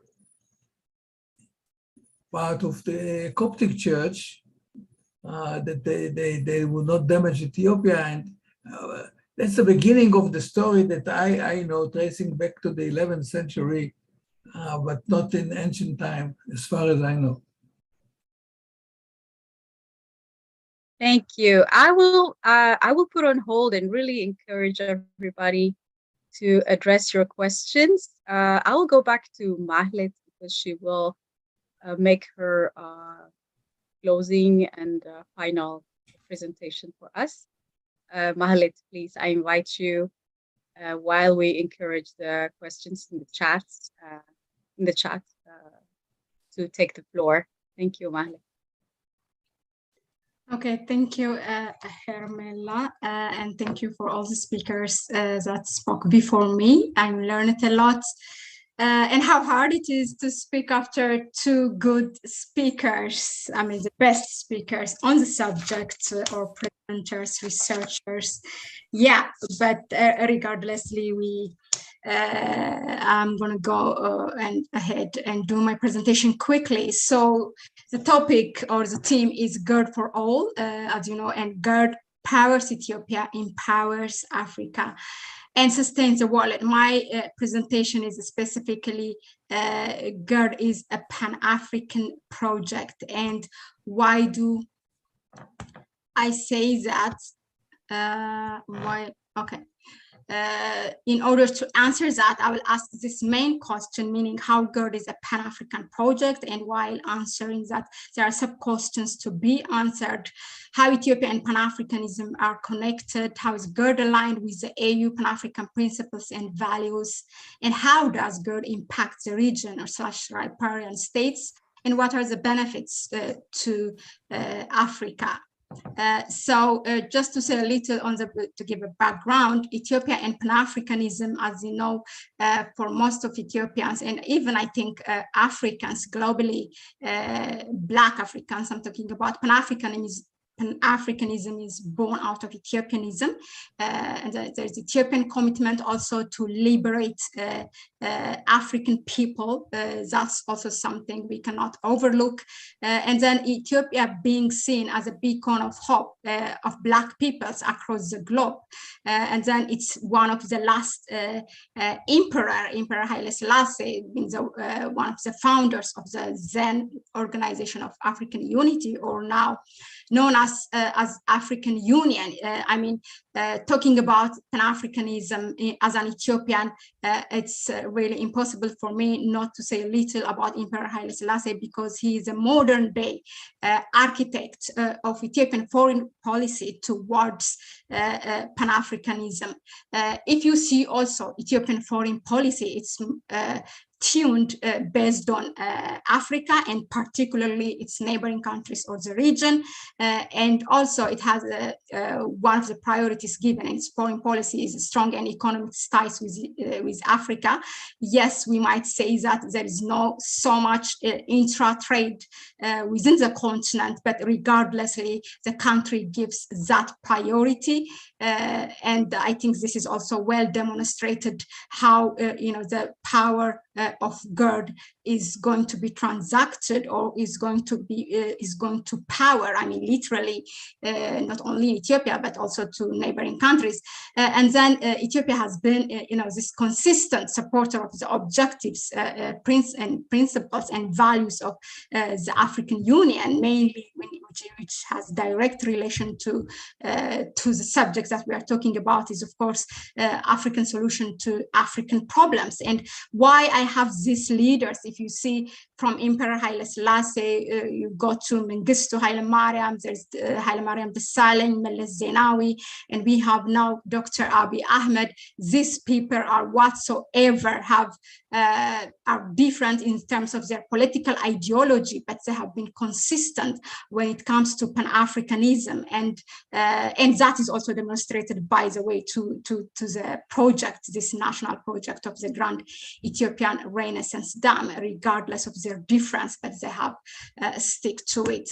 Now, let's go to one of the Pan-African values and principles in this contemporary of the African Union is Agenda 2063. Agenda 2063 is known as the master, or the master that's going to or the blueprint that's going to transform the continent into a global powerhouse. So this Agenda 2063 is actually adopted while the organization was celebrating its 50th anniversary in 2013. A little more than a decade has gone by now, I think, or just a decade.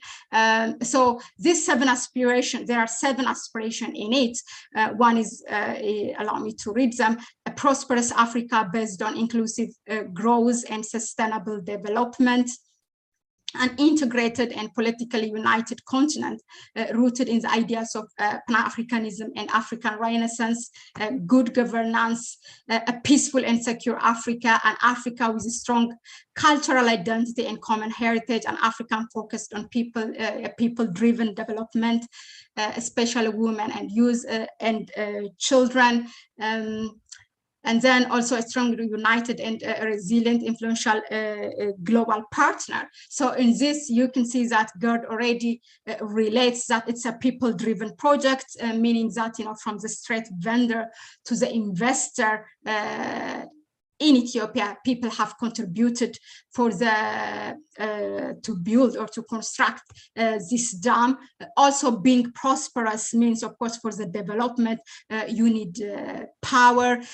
To have that integrated and politically united continent, you need to be strong in the member states have to be strong in the economy. So that also the Gerd contributes towards that. Now, those 7 aspirations seems very ambitious, as you can say, because it's Agenda 2063, meaning in 2013, these are adopted for the continent to achieve them slowly in the next 50 years, meaning in 2063. So in order to do that, what the African Union did is that they came up with flagship projects, a flagship project, I think there are 10 or 12, that member states in the continent should achieve, should adopt it, and then, according to their priority in their own country,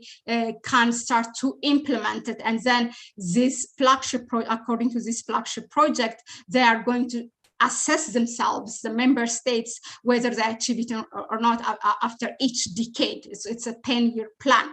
Then slowly, eventually, actually, this will help the member states to achieve those 7 aspirations or goals called the 7 aspirations of the Agenda 2063. If you allow me to read, these are the integrated high-speed train network, African commodity strategies, the African continental free trade area, the Pan-African e-network, African passport and free movement of people, silencing the guns, the Grand Inga Dam, Annual African Forum, single air transport network, African outer space strategy, and maybe there are some I missed.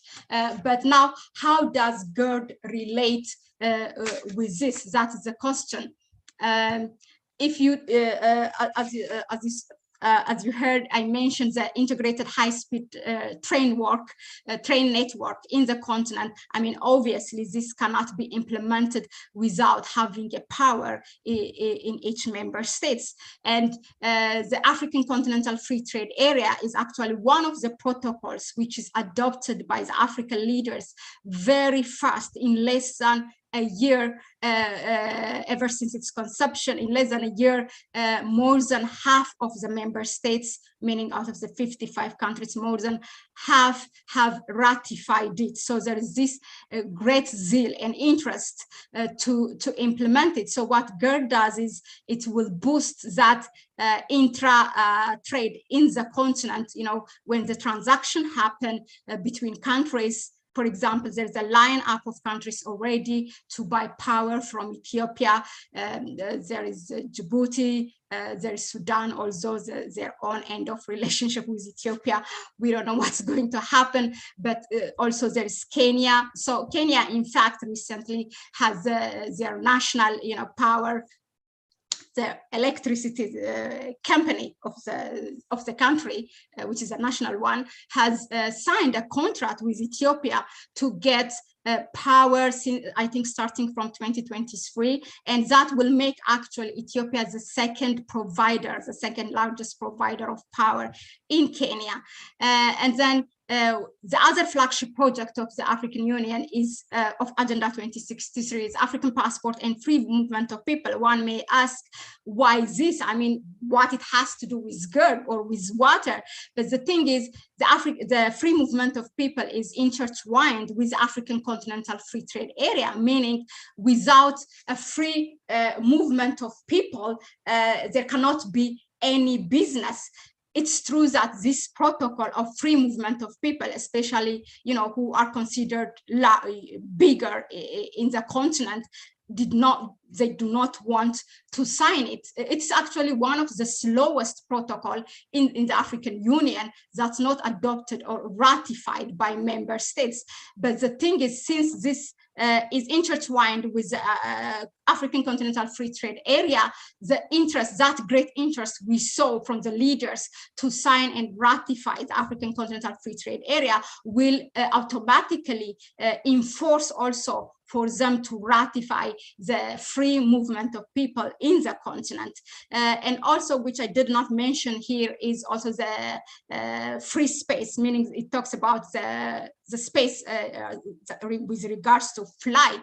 So, which Ethiopian Airlines is actually the first to adopt it. So most of the time we think that when trade happens, either it's a road transport or a shipment, but also there is air. So it will also enforce that, to have that free space offline in the continent. And now what the benefit of Gerd for the riparian states and the region, of course, this has been said many times, but I'll just go through it. There's literally bringing light to Nile, bringing light to the Nile riparian states, which I said also boosts intra-African trade, and it creates jobs of the youth. I mean, the Eastern Africa is known to be actually the region where the highest immigration of South-North is happening. So some researchers, as per my reading, are talking about, based on data, that it might reverse that movement from south to north to south, although we know that actually the 80% of immigration is happening within the continent, not really outside the continent.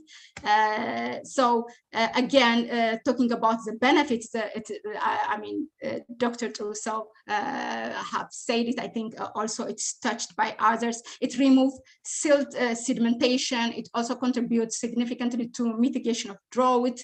There's a supply of clean and renewable energy, which has to do with sustainability. And 80% of the sub-Saharan African people are living actually in this region. So it will ultimately, because, this aspiration of the African Union of Agenda 2063 is very much in line with the World Sustainable Development Goals. So it will ultimately also improve the livelihood of these people. Now, I just put this, I just throw this because as a championing of African solution to African problems. So once Kwame Nkrumah said, it's clear that we must find an African solution to our problems, and that this can only be found in African unity.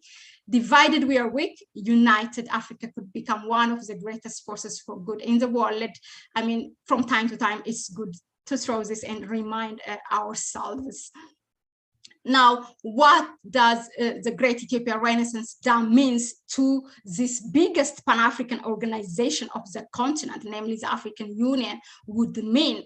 One, it will bring AU to the forefront in the face of the international community. As we have seen, for the past decade, the tripartite countries, namely Ethiopia, Egypt, and Sudan, have been here. And then, originally the agreement was to solve it between themselves. Then it went to the African Union, and then it went to the US, and then it went to the UN. Name it. This agenda is taken to everywhere, except that, it was in Africa, but I think I can say boldly, if I'm wrong, you can correct me, but I can say that it's Ethiopia who have really argued that this matter, if there is any fourth party has to be involved, but it should be the African Union. So this brings the African Union in the face of the international community, that the African Union is able to take its own matter into its hand and can solve its own problems. Mostly we know that the AU is like kind of a bystander by the corner whenever problems happen in the continent. It's either it's the previous colonial powers or, someone from the international community that come and jump into it. Now this will give AU that it can solve its own problems. And then also it will hand, there's, not only in Africa, but also in the world, there's no so much water conflict that we are seeing. So it will give that experience for the African Union, even to the world, that kind of, it took us long, but I'm sure slowly but surely we will get there. So it gives that guideline of managing water conflicts. Ethiopia,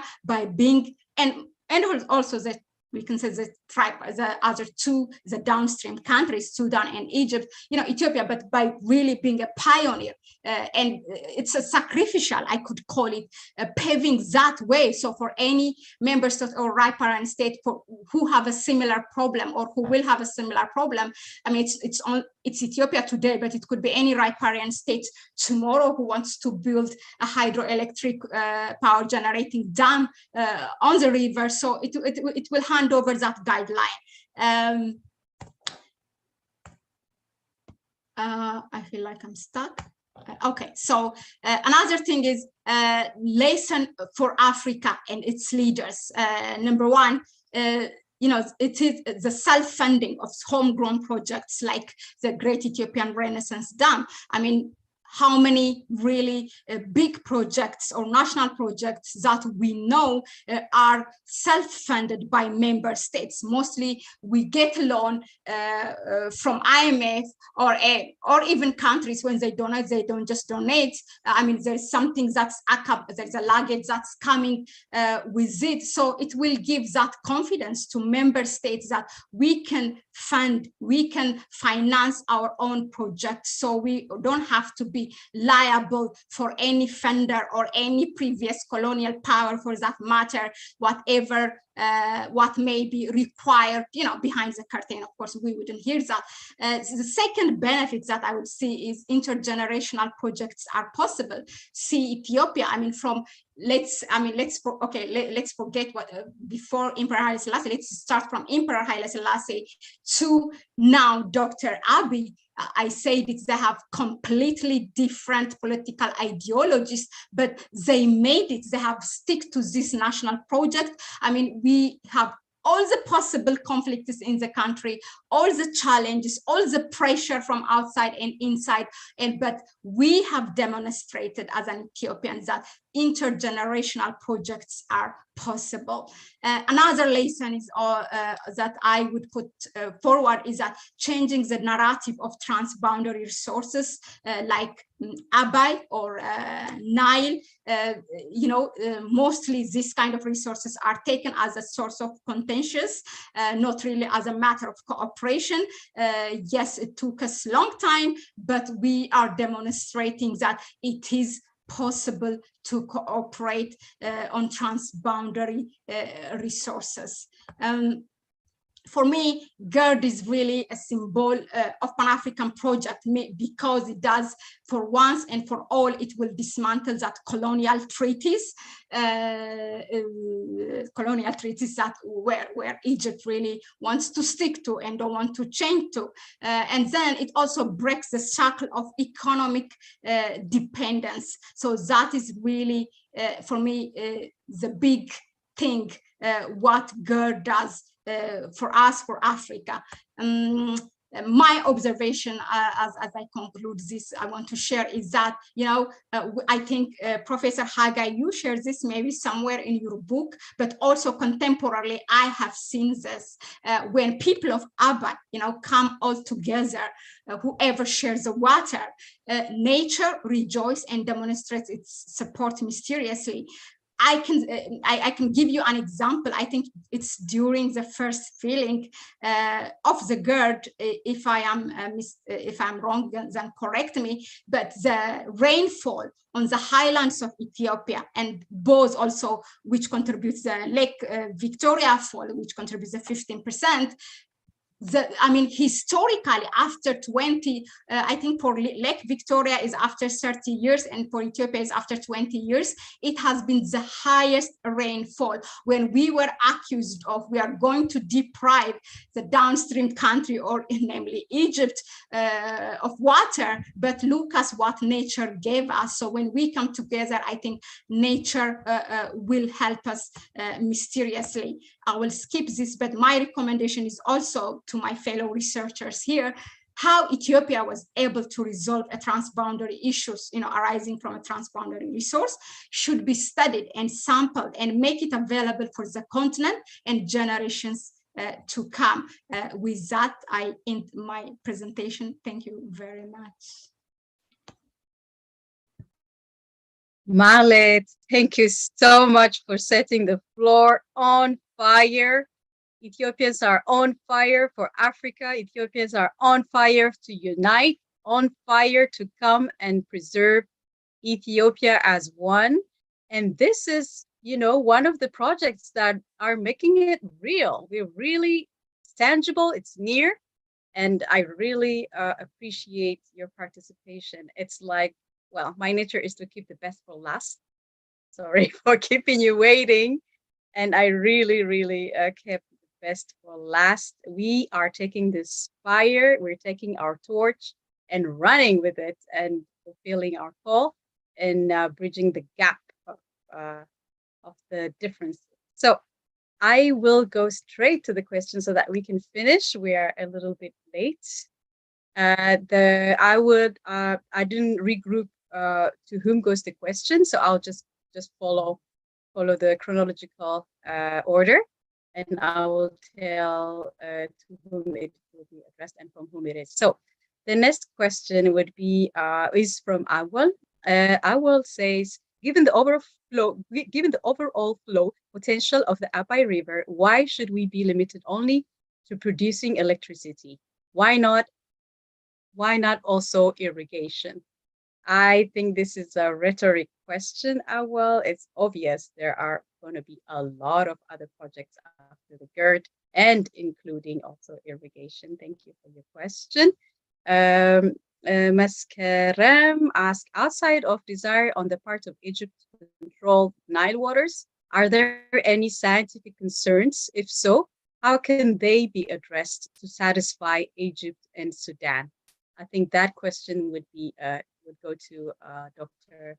Rousseau. I can repeat the question if you like. Yeah, so how Ethiopia, say it again, please. So outside of desire on the part of Egypt to control Nile waters, are there any scientific concern? If so, how can they be addressed to satisfy Egypt and Sudan? Well, I will just stick to the water resources and hydrology and water, how much it takes to fill and so on. As far as I can see, as far as many scientists, they see that there isn't any impact to downstream countries where we are today to fill the dam. Just to give you a perspective, an average Ethiopia's contribution for overall Nile, not just the Blue Nile where the or Abai, which where the dam is. That one is 49 billion cubic meter, but total Ethiopia contribute 77 billion cubic meters of the total Nile flow. Of that, we use less than 10%. Less than 10%, I repeat, 10% every year of our contribution. So there isn't really any impact when you look at it as a big picture Nile contribution of Ethiopia.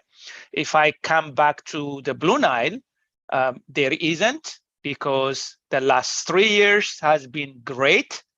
In fact, 2020 was one of the highest once in 100-year flow. Not at all. This year, the year before, even the next year, we can see. And the other thing is that if we look at where the Aswan High Dam is today, it is the highest it has been in 30 years. In 30 years, 30. That's a lot of water there. So even if Ethiopia could, I mean, they cannot fill it now because it depends on the construction. So as they construct, raise the middle block, they can only hold so much. So even if Ethiopia were to finish the whole project today and fill it, it's not going to impact them. So that's just the reality. They have been like that since late 1990s. The flow has been, I mean, they store quite a bit compared to where they were before. For Sudan, not at all, because Sudan typically has a very small storage. If you add up all the dams in Sudan, give or take maybe like 15 billion. So that's like less than 1 month's flow of August coming in Blue Nile. So they don't have a space at all. Ethiopia has also contributed, and they use most of you have probably saw they put what we call the bottom outlet. So they are sending water through the turbine, the two bottom outlet, which are able to pass the entire Nile flow, annual flow, by the way. So there isn't really any impact that you can see from scientific perspective. It is other issues that we can talk more that are related to water sharing and that kind of stuff that they are raising. But there's nothing that for Egypt to worry right now, for Sudan to worry right now, as far as filling the Gerd is. Thank you so much, Dr. Rousseau.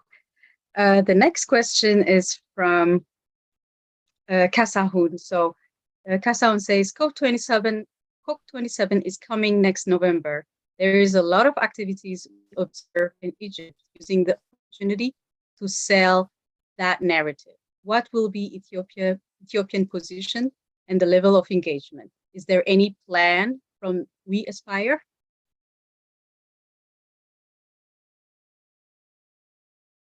I guess that's for me too. So yeah, it's true. I think COP27 is coming, and there are many countries putting forward their proposal. I think the last one I saw from Egypt was, I believe they have like 4 projects, and one of them was for some resilience. I cannot tell from the title, but others are a couple of projects that looks at the electric light rail type of project.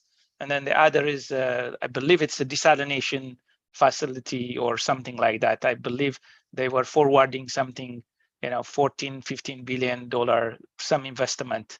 It's good that they're looking at for desalination. Earlier you heard as well, because I work for a company who actually was the first in the North America to make a desalination facility here.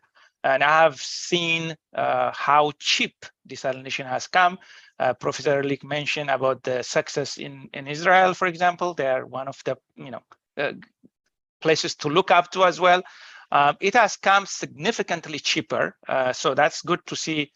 Egypt is looking on that aspect too, because most of them is related to desalination facility. Cost is electric cost. So the treatment is not that much. So most of the, once you build it, most of the costs come from electricity, and then Egypt has a lot of electricity in terms of the solar and others as well. From Ethiopia, I think Gerd, we need to do more from hydroelectric perspective. There's a lot that could be a narrative. I think the question is that Gerd already is a clean energy, as well as providing tremendous amount of electricity that we already discussed in terms of the benefit. The green legacy is a huge one as well.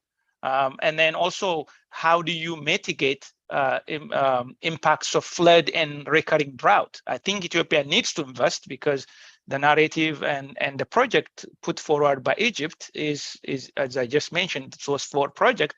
Ethiopia should put forward, or others as well. How do you put even more dams? I think if you put me in that place, I would say we need to put more dams, because we have been impacted quite a bit in terms of this climate. Ethiopia is a big country, and also how climate impact Ethiopia is different. The last 3 years, what we are in a La Nina. You can see that halfway the west is a lot of rain, great for Gerd. But if you go to the east, including Kenya and the south, it's drought for the last 3 years. There is no way the Ethiopian, the southeast is going to survive without any storage. So those are the things Ethiopia has to put in play as well. The need for that. How do you tackle this? Your greenhouse gas emission decreasing, and then also cheap energies. Not only that, we have some alternative energy as well, wind, thermal. So from energy sector, I think there is a big we can offer. We are the second populous country in Africa. So if we are able to invest on this, it's a win-win for us and for the country, for the world as well. Thank you. The final question, last one, we go back to Ismail. He says, thank you very much, Mahlet, for your presentation. And his question is, taking into account how the international mainstream media is being instrumentalized by the Western powers, relaying lots of unresearched and fake news, don't you think that we need Pan-Africanists to add to the 10 main strategies, a strategy to create independent major African media outlets like radio, TV, with the aim to relaying our own narrative more appropriately and truthfully? That will be a question for Mahlet. Thank you. Yeah, I do agree, Ismail, with what you said. It's definitely important to have our own media platform to tell our narratives. I mean, Ethiopia in the last 2 years, we have seen how we are bashed by the so-called international media. I always have a problem with the word international. Who? I mean, who is international community? The West? Does it represent the whole South? I mean, it doesn't. But anyway, we do need that. And I do ask that question to myself. For example, like this great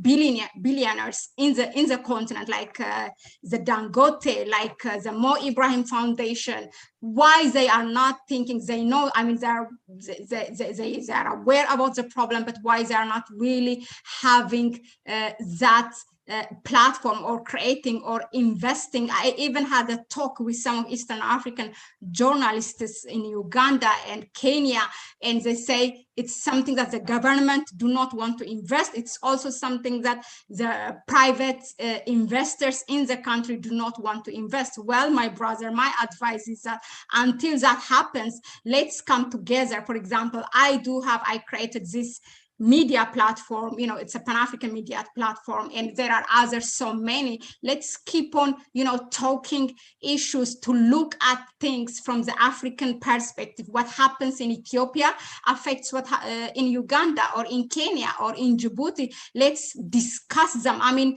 there is a change, by the way. We should also acknowledge there are so many Pan-African discussions in Twitter space happening, in YouTube, on radio. But eventually we would see a change. But until then, we need to use the whatever opportunity we have, even if it's small, and then use it.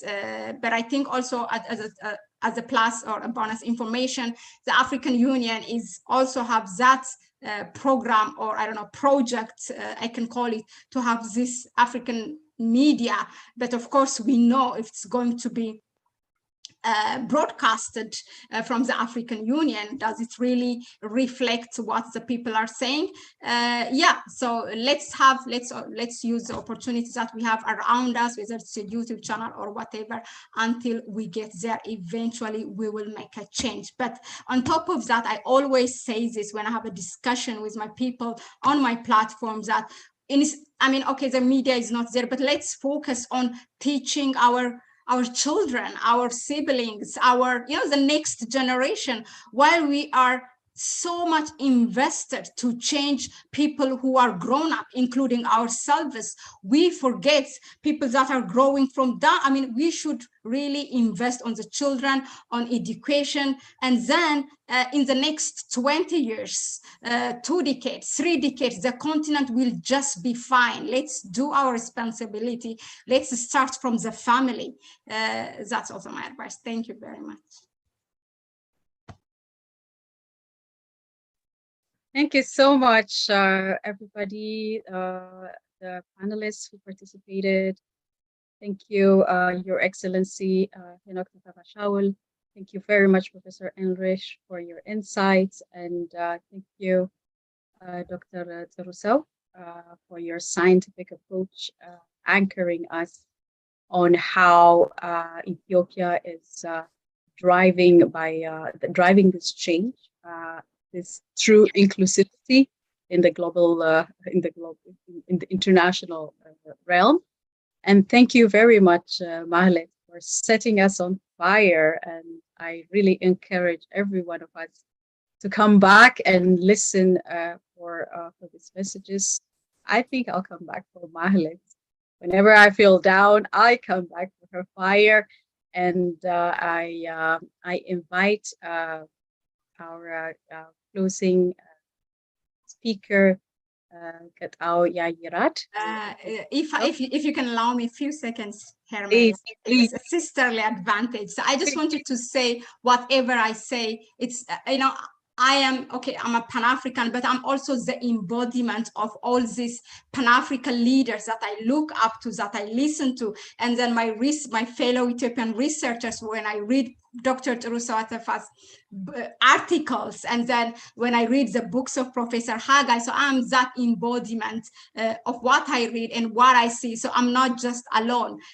So everybody has a contribution towards it. So I just wanted to make that remark. Thank you.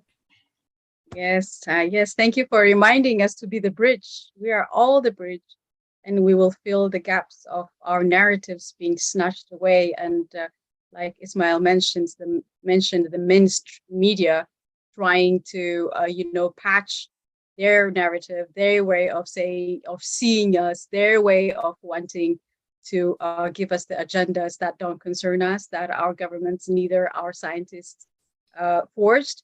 And yeah, definitely looking forward for finally this image of Ethiopia being renewed and being understood and heard from the people who are now coming together in national dialogue. And I definitely ask and push back for this space to be safe and respected as dignified people we are, and that the Western interventions are not helping. They were not helping. It took 30 years of aid narrative and dependency on food aid that we are now saying no more. Please stay watch. We are very active on social medias, on blogs, on Facebook, on Twitter, and please stay watch of the new messages that will be coming out. We are saying, say say no more. So please watch for hashtag say no more. Every one of us are coming together from all four corners of Africa to say now we are dignified people and you have to respect our space. We need our space to find each other again and go back to our basics, go back to sharing our histories, our stories, and go back to knowing each other, making this imaginary colonial walls called frontiers fall down. We are building our economies and we're encouraging trade, inter Pan-African nation trade. And all Africans are coming together to say no more. And we say no more again as Africans. Thank you so much. And I invite Getahun to make the final speech and close the meeting.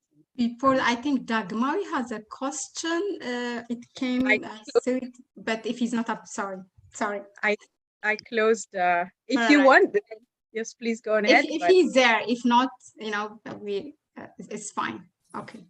Dagmari, are you there? Okay, maybe. Yeah, please get out. Sorry. Get out, please go ahead, sir. All right. Thank you, Mahlet, and thank you, Armela. And well, I see that we've been here for 2.5 hours. So thank you for all the participants who stayed here. And most importantly, thank you for all the panelists who have given us, I think, a very educational and instructive session. I think it was a very instructive session. Ambassador Henok, if you remember, he started by elaborating on the title of the event itself. So he went from what it means to Ethiopia, then he went on to Africa, then wider to the world. He reminded us that Renaissance, the R in Gerd, is actually a spiritual way for Ethiopians to reunite or unite for a purpose, and that when we have dedication, we can achieve, and that our social fabric is indeed stronger with this type of endeavor and project. And it's true, given the pressure that our nation was in the past 2 years, that we have achieved that the third feeling and the second turbine is a big milestone. It's a great achievement indeed. He also reminded us that Africans, when we are determined and masters of our destiny, we can achieve a lot. And the Gerd is a project of injustice or correcting injustice and unfairness and the revival of the spirit of Adwa and the many other actions and results that the African Union has done despite many critiques. Then we had another perspective from Professor Elric, which was more historic perspective, as he's a scholar on Egypt and Ethiopian history. He went on a long analysis, historic analysis between Egypt and Ethiopia, going to the Bible, why and how the Nile is associated with Egypt since ages, since the time of Herodotus, and that in the geography area we sometimes forget that it's the longest river, and then that it has also 11 riparian countries on the African continent.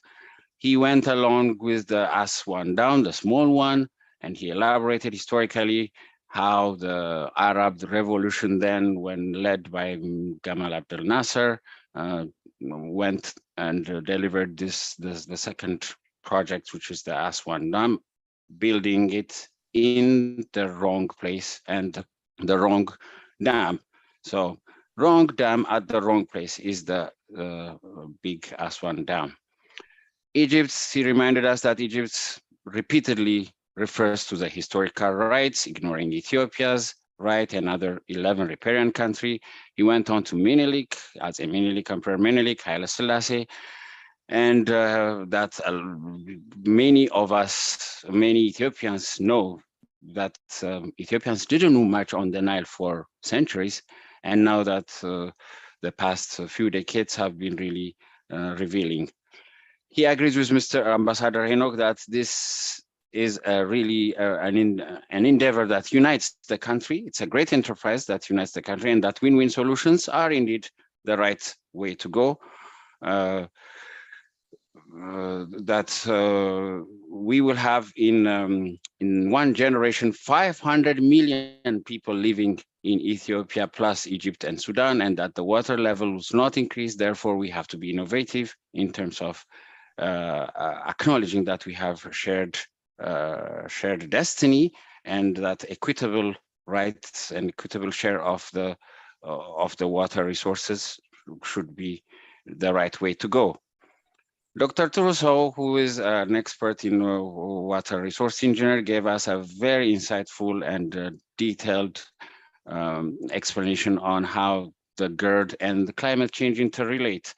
He appreciated Ambassador Henok's reference to adaptation and mitigation, reminded us that we have heat waves in Europe, which is true. We all are experiencing it, the events in the US, and that the Gerd fits really in terms of irrigation, industrial expansion, and that we need to put more dams in Ethiopia to mitigate droughts and flood. And his conclusion also touched upon the high complementarity between agriculture and industry, and a lot of detailed explanation on the climate change impact that are going to be worse. Now, Mahlet was a very energetic and insightful as well. She reminded us the foreign policy of Ethiopia, relating it to Haile Selassie, from Haile Selassie to Dr. Abiy, how the Gerd interrelates to the African Union, and that self-funding homegrown projects are really important and exemplary, and that they could possibly be replicated to other African countries. And last but not least, she reminded us that once and for all, we have to dismantle all colonial treaties, including the ones that are relating to the Nile. And she made a lot of some recommendations for research. With this, I will conclude by saying few of my own comments. I would like to congratulate all of us Ethiopians. The third feeling, as I said before, is a major achievement, especially considering the amazing, the unique pressure that this nation had in the past 2 years.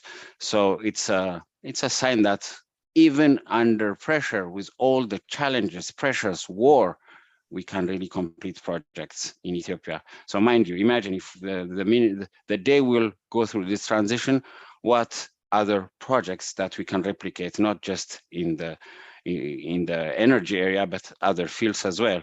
It's an amazing achievement. So I would like to thank all the participants again, the panelists, the Defend Ethiopia steering group members who have actively participated in making this a successful one. And more importantly, Mahlet, because this is her brainchild, this was her project. She had the idea and she brought it to life. Thank you, Mahlet, and congratulations for the amazing work you are doing in this. We will have these videos posted on our website, which is as defendethiopia.com. If you want to contribute in terms of, advocacy and defending or protecting Ethiopia's rights, whether it's related to the Nile, you can contact us through our website. The video will be cut and posted on our website, so watch it and we will amplify it and share it and make good use of this session. Again, thank you for all the participants, the panelists. Back to you, Ermela. Thank you. I thought you were making the closing speech. It's an honor. I would like to remind everybody that at this present time, there are our brothers and sisters who are giving their lives to protect their country and the interest of their families behind. So I would invite everybody to keep reminding prayer for our brothers and sisters who are out there defending their nation and the interests of their people, Ethiopia. We discussed a lot of times with Gerd, and this is a subject that is really in our hearts and very essential. Gerd is also about bringing lasting peace at last in our nation. And I really am in awe of being here.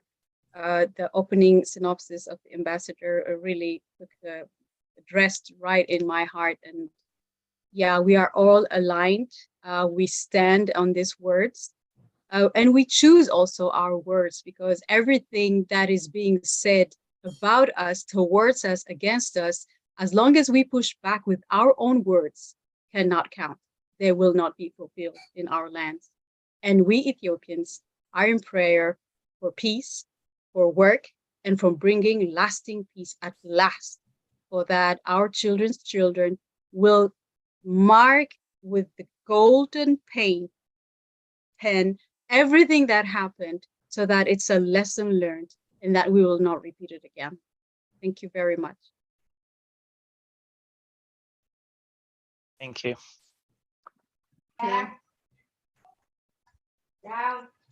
Thank you, everyone. Thank you, Professor Hagayeli. Thank you, Dr. Truso. Thank you, my colleagues, everyone here. Yeah. And thank you, Hermela, to you too, for wonderfully handling this. Yeah, thank you.